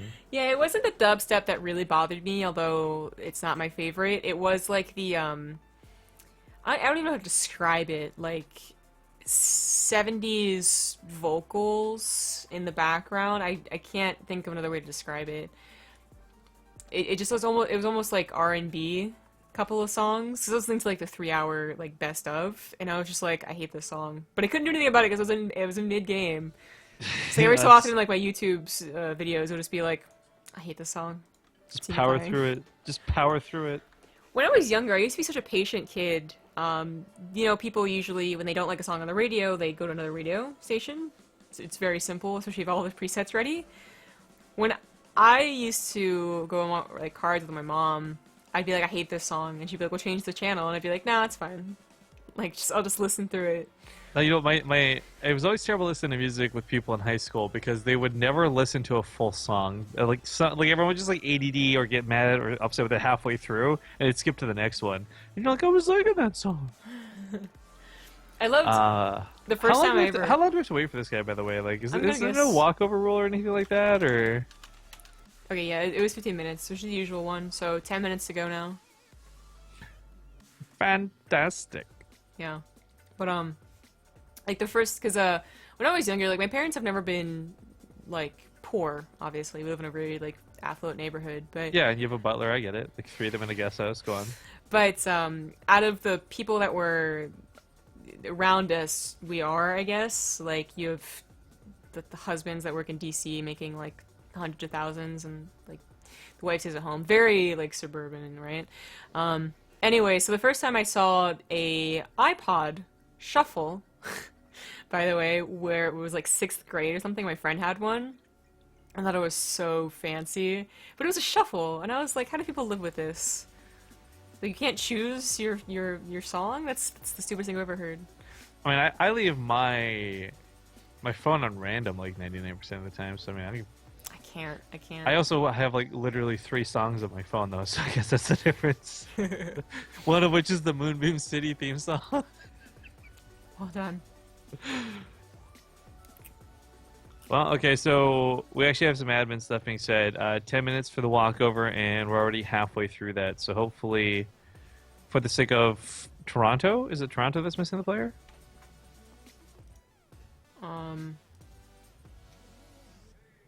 Yes. So if he's a no-show, then the series is over. That's true, yeah.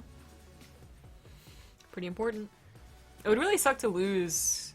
At this Someone should point, show up. too, you're at the round of 8. It's a no-show. Like, I think not only do I personally like put my teammate on blast for this, I've got to give them so much. I have to get my other teammates in on this because you just cost like 5 or 6 other people a potential, shot at that scholarship money. Like, that's insane to have a no-show like this. Unless there's some super legitimate reason. I mean, I get that you're a college kid, and I'm not upset. Don't get me wrong, guys. If it's over, we move on to the next series. So it was life. But I just feel really bad for the people on that team who kind of get screwed by that one dude. Yeah.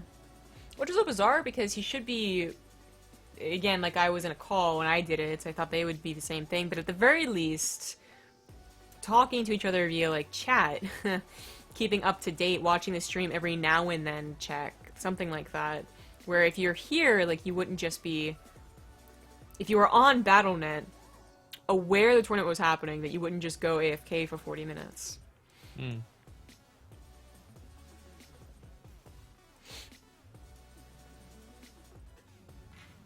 Well, next week is our last CSL cast until the playoffs. Or, sorry, What? finals. Oh, I guess, yeah, it'll be the semifinals next week. Didn't even consider that. Yep.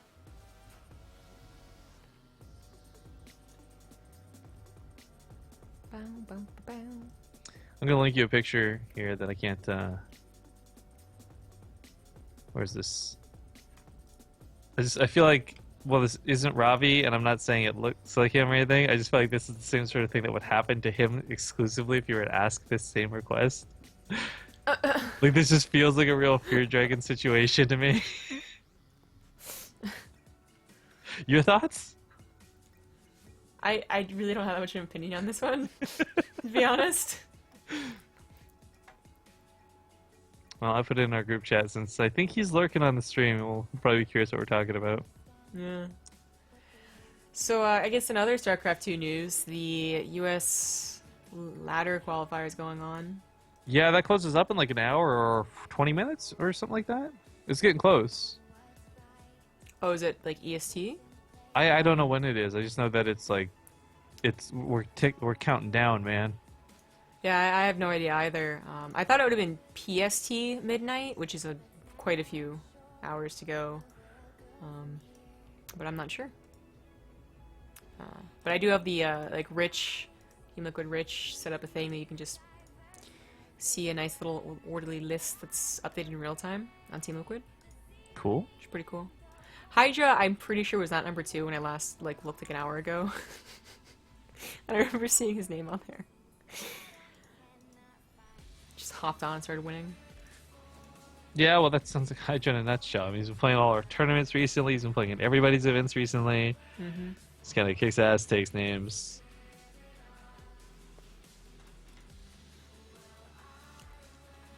So, what are you doing later?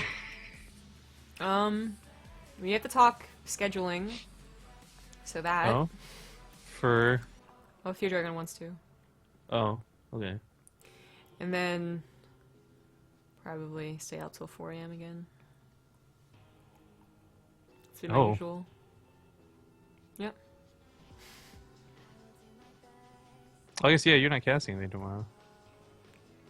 Even if it was, it'd be 7 p.m.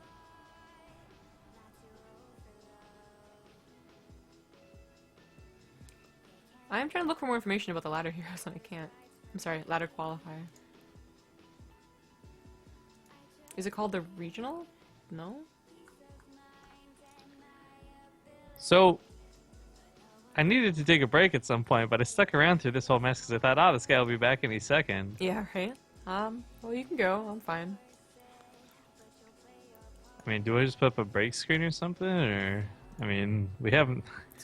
It's kind of looking like he's not showing up. It's kind of looking like this is a very disappointing end for Toronto. Yeah, it does. Like, the Canadian in me is a little bit upset.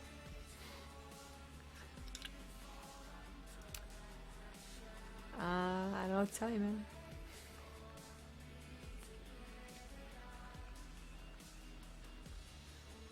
So what'd you think of the Rogue One trailer? It looks cool. As with everyone else, the AT scene was really cool. Man, I've heard so many people be cynical about it. I'm just like, whatever. It looks fucking cool. And anyone Why? who doesn't think it does is being like a pretentious douche. Yeah. People are way too, I don't know, like... Five more? I thought you said we were already 5 minutes in. No, he said 5 minutes already gone, so 10 minutes more. Like, 15 minutes total. Okay, well, I'm gonna... Okay, Be just back. go back. Just go be right back. So... Oh, that's awkward.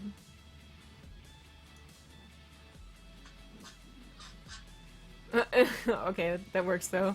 When Rifkin turned his camera off, or something, his StarCraft 2 vision came up. How does that work? Well, regardless. So I was gonna talk about the Star Wars trailer still. And people are, elitist isn't quite the right word, but really overly protective and overly cynical. Like, oh, the first 3 are the only good ones. Okay, I kind of like this one was okay, the 7th one, but anything else is just way too much. Whereas most other people are just like, oh my god, more Star Wars, yay. Thanks, Disney. You're the best.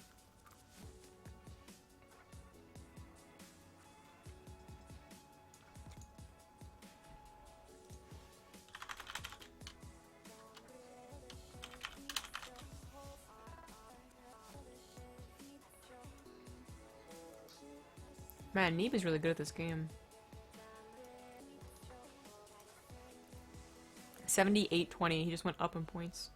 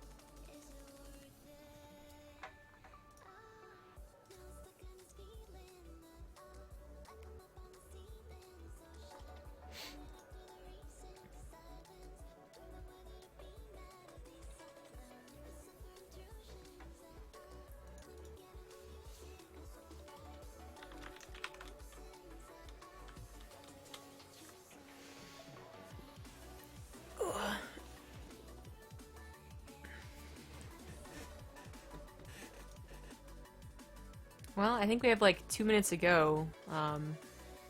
So in 2 minutes, it might just be as simple as, okay, there's a walkover, congratulations, and then off to a break. A little awkward.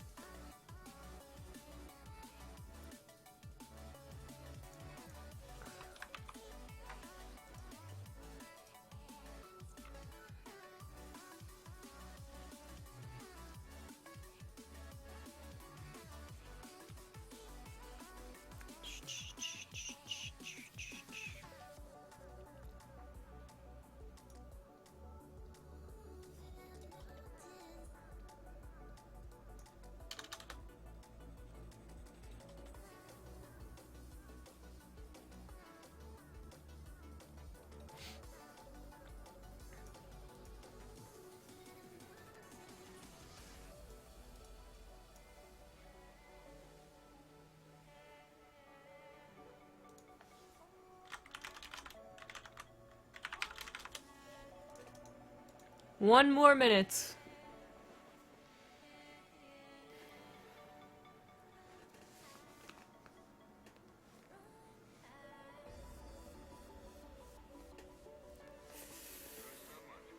Well, you guys can kind of see in Rifkin's camera here that they're asking if they can sub. Which, why wasn't that? Should have been the first thing to be discussed.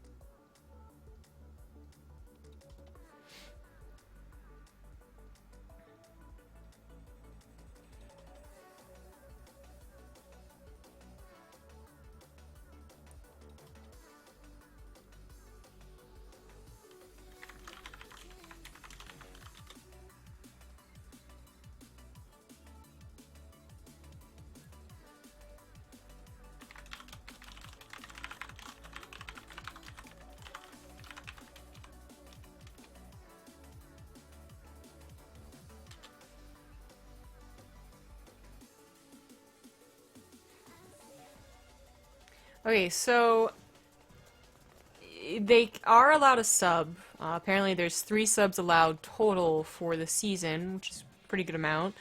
I definitely I can't confirm if that's actually happened yet or not, but I imagine the admins have a list. And then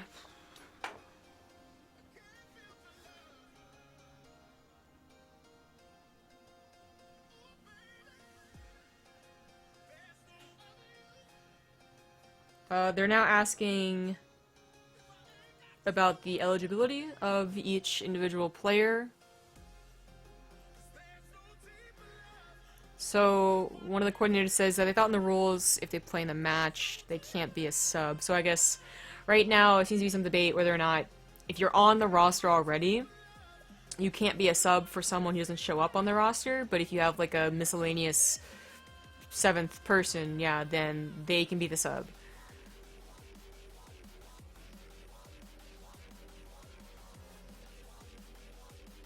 And that is actually a problem, as they wanted to sub in using a guy that played in the Archon mode match. So unless they have a 7th person, it's still going to be a forfeit. Yeah. Hello. I'm back. Hey. Did So, you, is they're hear that? disqualified yet? No, I didn't have my headphones with me. Okay, so basically, it was like 1 minute to go, and then the team was like, hey, can we sub in? Which, last minute, right? But basically what now happened was the other coordinator was like, I thought people who have already been on the roster can't play, and that is apparently is in the rules. So they wanted to sub in using the next Slash who played an Archon. That's not allowed. You have to have like a 7th person who's not even on the roster come in if they want to sub. And as far as I can tell, Toronto doesn't have one. Right, that sucks, but that actually makes sense, so... I mean, I hate to say it, but Toronto probably just got to take the loss here.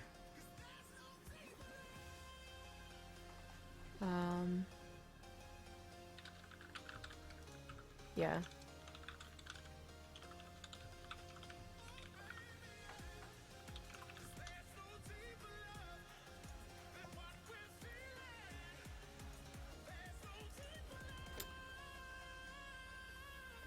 I mean, now they're discussing, I guess, players they have. I mean, hopefully they have a bigger team, but they just have people that, you know, are practice partners or just part of the club, not necessarily, like, the pro team.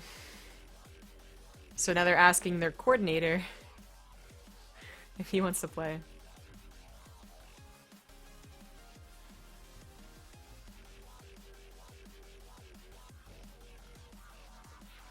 I mean, if you're going to have a coordinator play, just who can't play, this is going to be over in like 2 minutes. It's a Grandmaster Terran player. He could proxy him. He should proxy him.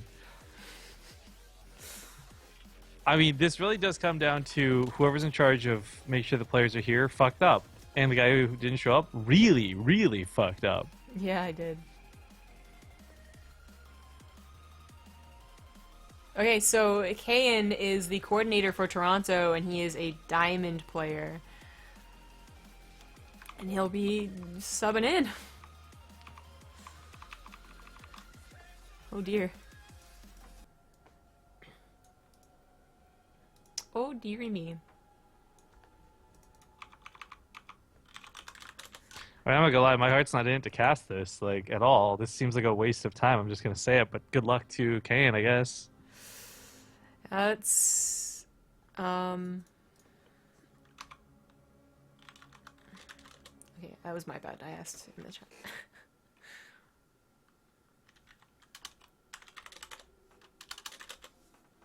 Okay, they're both ready. Let's do this. So, Diamond Zerg versus Grandmaster Terran on Dusk Towers. I think that a multiple Reaper build should be in order here. Yeah. It's like the safest cheese you can do if you're not You really don't- totally trolling. You don't even need to proxy it, man. Yeah. Okay. Last game, potentially and probably for Toronto here. On the top right for Temple, it is the Grandmaster Terran Raze.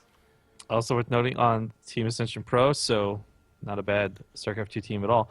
Bottom left side, though, stepping in, I mean, it's technically better than a forfeit loss. He's going to be giving it all for his team. It is the only person eligible to play for Toronto. It is Kayan. Kayan? Kayan. Kayan. Kayan.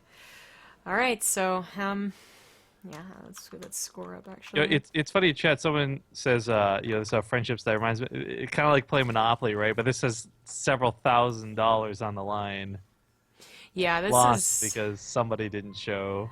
I just can't believe that he logged on to StarCraft 2 and then I don't know, Just like disappeared, like walked away. Like, yeah, I can't tell you when he logged on. Did he log on at the very beginning and figure, okay, I won't be playing for another 2 hours? Like, who would think that? Like this has just already gone on context way here, longer 2 than it hours should. is insane for a best of 7. My estimation of a best of 7, even if you've got really long games in it, is like an hour and a half, hour 45 minutes tops. 2 hours already before we even got before we even got the 6th the game started, with the chance of this having gone to potentially a 7th. I mean, come on, guy, what happened to you? Yeah, yeah.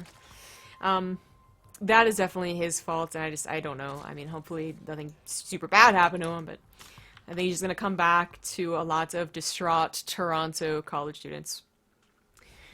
Oh well. So unfortunately, it is not going to be a quick game, I suppose. If we just talked about the longness, because we also it's not just us being looking at it's going to be over. It's also the next team has been ready for about an hour. They came, I think, the appropriate amount of 10 minutes, earlier than like their match was, quote unquote scheduled. They were ready to go, and they've been waiting a really long time. So that's unfortunate for them because a lot of these teams. Well, Toronto especially, I guess, obviously, on the East Coast. Berkeley, not so much, and then I forget who the other team was. Berkeley and Chicago. Okay, Chicago's mid. Well, still, I mean, it's getting to that hour. It's 11 p.m. EST right now, and it's, it's their college bedtime, okay? Who is Sure. bedtime in college? Well, I'm a little, little disappointed in Rays for not cheesing this. But he is still going for a pretty sturdy build behind it. And I think if he's going to have Hellions come out, that should be just as effective, if not more so, in some instances than, say, Reapers would be. Oh, it looks like the Terran's not the one cheesing, but it's the Zerg, which I think is perfectly acceptable. It's happened between, sorry, Grandmaster and pro players, so both still really good players, but just still not identical skill level. Where the Grandmaster would be like, I'm not gonna beat, Neeb. That's not gonna happen. So let me try and cheese. So kudos to you, KN. Good luck. Unfortunately, it has been scouted. And that's the first defense. The second defense is having good Hellion control, a bunker for super safety, and this should be an easy hold.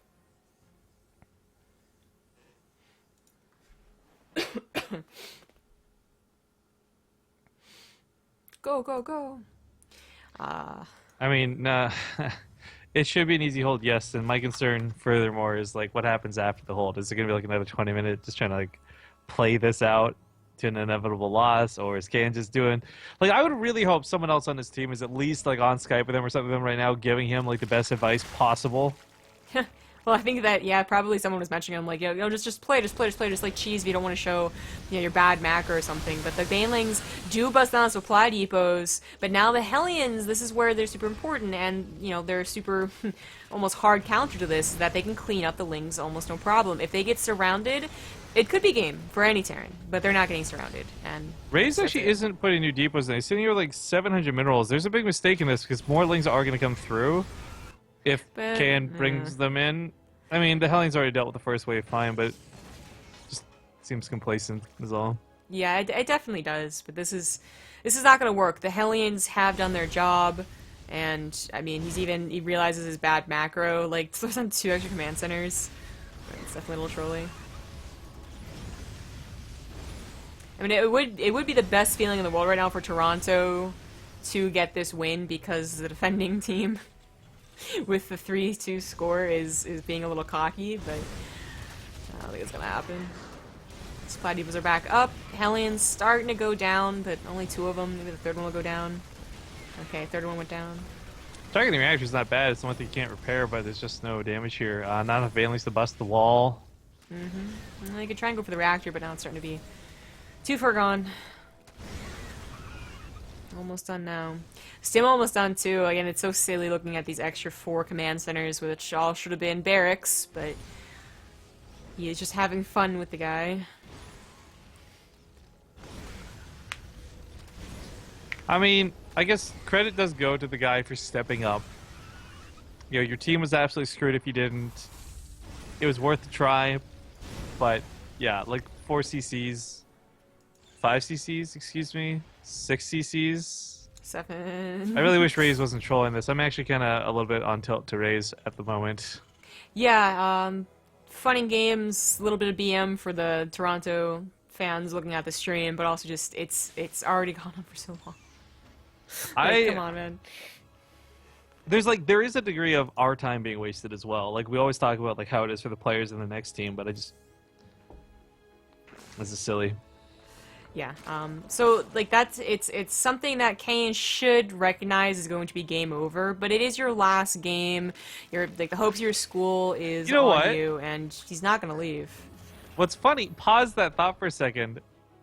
Like, there's actually not a lot of anti-air. If the Overlords got in here like actually sneaky beaky, they could possibly rain Banes on the mineral lines.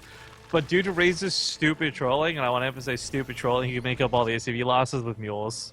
Yes, he could. This would be no problem. It is clever, but it's not going to work.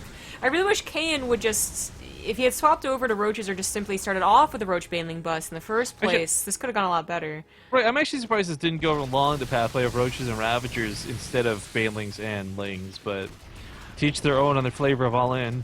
Yeah.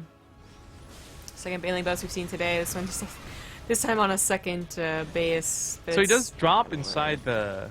I mean, gets 8 SCVs, that's kind of cool, but again, this many CCs, silly.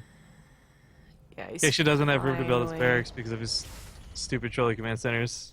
He's finally throwing down barracks, but it's still going to take a long time for them to actually start producing, so the Marine count's not going to be ever very high. If Kayan had stopped all-inning and doing the Overlord tricks, he's diamond, okay? It's not the best in the world, but it's something where you do know how to play your race at the very least, like getting a third base, getting to Aspire. He might have had, you know, some more potential to play a macro game, still not great, but instead just becoming more and more to the all-in on a very secure two-base Terran, quote-unquote, is certainly not going to work. Certainly not. He has to see. He sees the SimCity, like, right? Like, yeah, he saw all of the command centers. This might just be making Kane go on tilt and being like, okay, guy, like, I knew I was going to lose, but to build 600 command centers, now I'm not going to leave. So the latter game, I certainly would be feeling the same thing.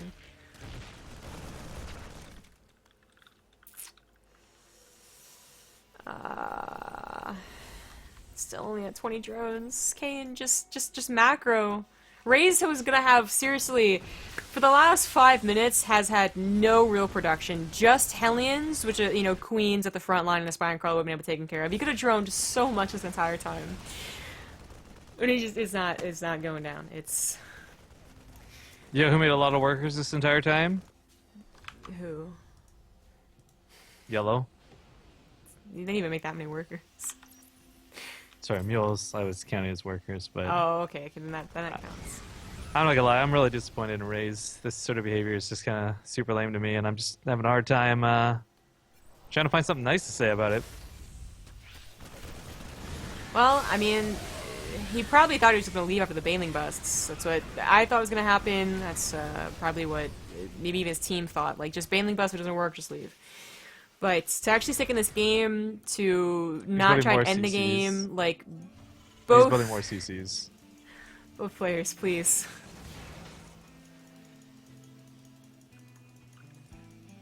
Please.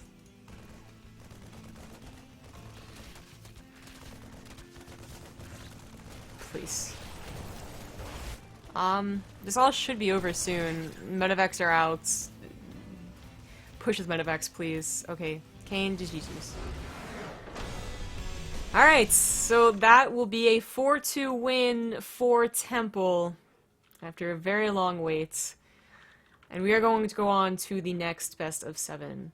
But we are going to be taking a break while that all gets set up and whatnot. So thanks for watching. I hope you enjoyed at least the first 5 games, which were super legit. And I hope this next series goes a bit more smoothly. See you in a couple minutes.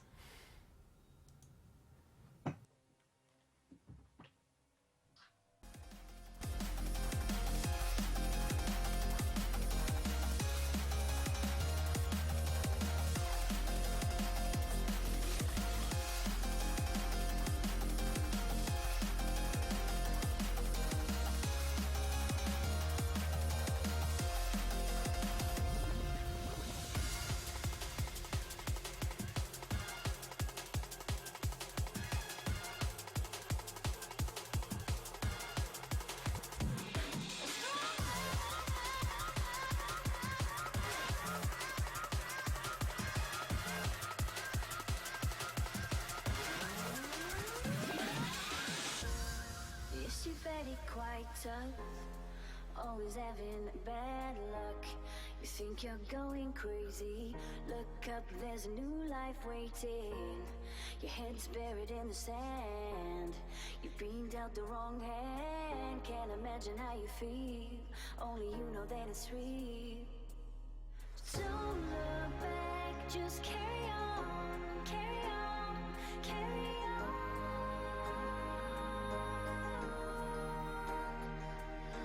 Don't look back, just carry on, carry on, carry on. 'Cause you are stronger.